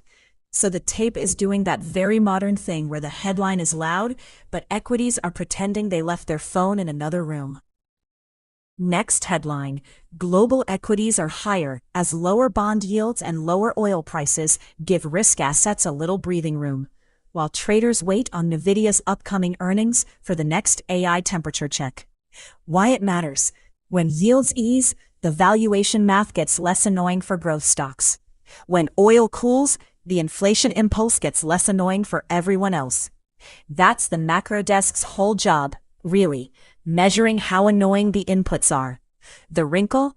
Our live US cross-asset snapshot isn't perfectly clean, with TLT around 83.25, down 0.26%, and oil quoted near 127.66, up 1.2% right now. So the global story is supportive, but the intraday tape is still mixed, and Nvidia remains the single name swing factor for the AI crowd.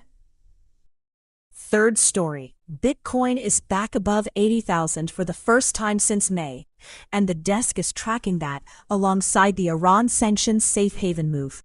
Here's why this one matters.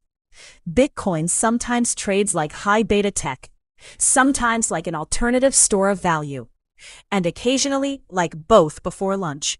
Because apparently markets needed a personality test. But confirmation is not universal. The listed crypto beta is softer right now, with BITO down about 1.4%, Coin down roughly 3%, and MSTR off around 3.8%.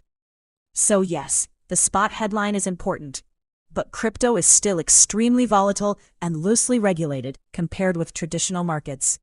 Coming up, we'll hand it back into the market mover scan and see which single names are actually responding to this macro mess. Thanks, Stock Whisperer.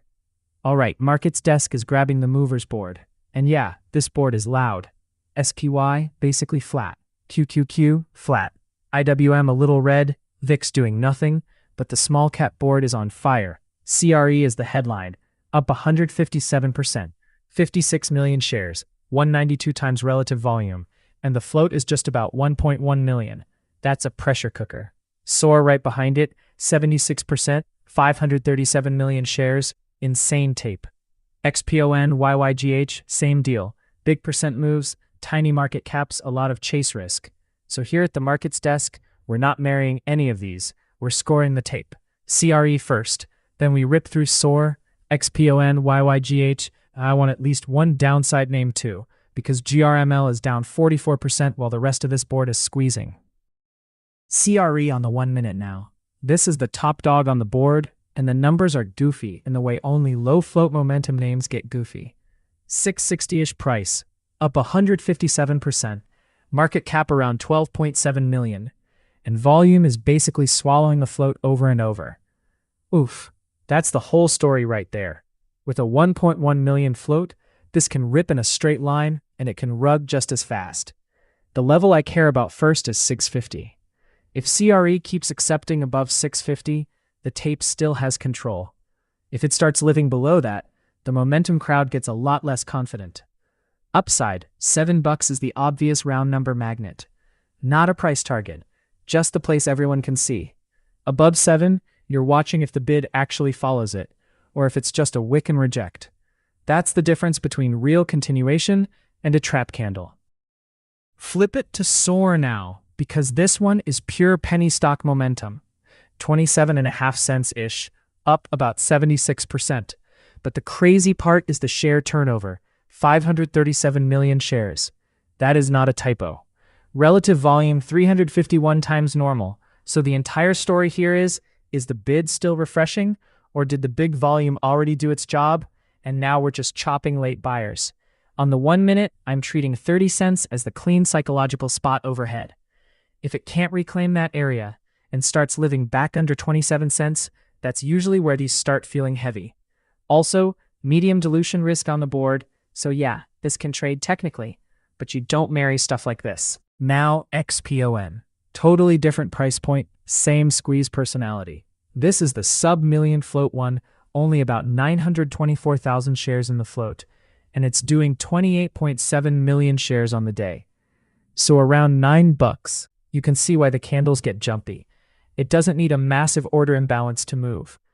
The key for me is whether $9 keeps acting like a magnet/floor, or whether every push over it gets sold right back into. If it starts basing above 9 and the volume stays there, that squeeze profile is still alive.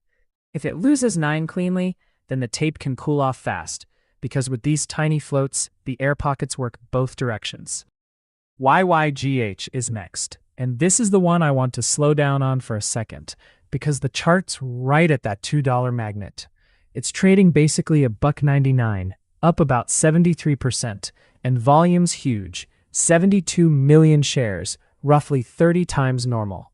So the tape is absolutely there. But here's the catch. High dilution risk, tiny market cap, about a 2.1 million share float. That's the combo where the move can look super clean for 10 minutes, and then one ugly candle changes the whole mood. So for YYGH, I'm watching $2. If it accepts above 2 and the candles keep holding that area with volume, that's momentum still in control. If it keeps rejecting 2 and slipping back under, then it's probably just another squeeze that's getting sold into strength. Now flip to the ugly side, GRML, because not every mover is a ripper.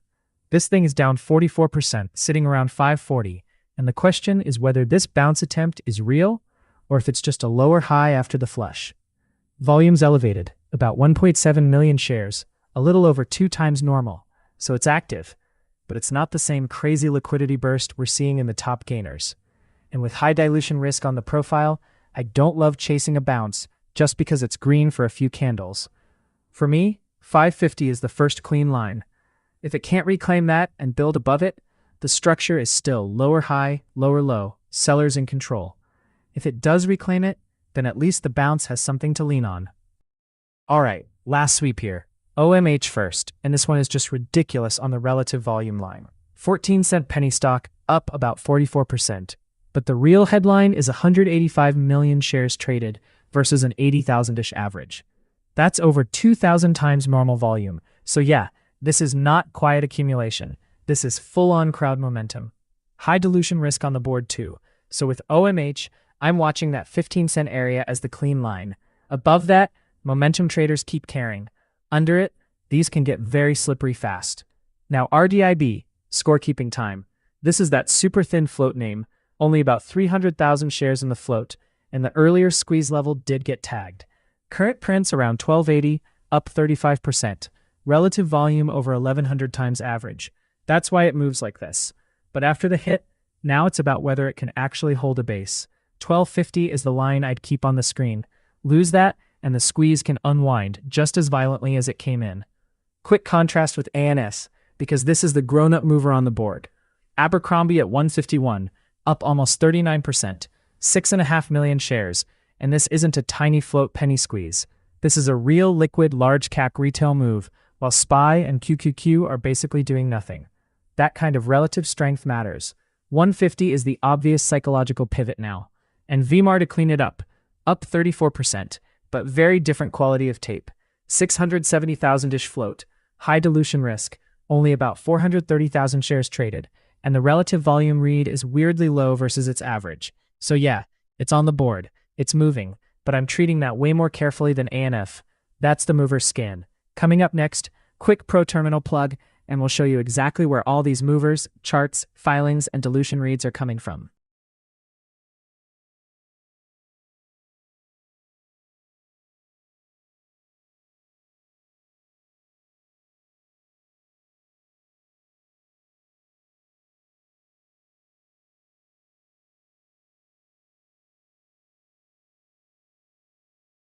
All right, we're going to park it there from the markets desk. Mixed tape, big small cap heat, and those SOAR, XPON, YYGH, ANF levels are on the scoreboard. Stay sharp into that 12:30.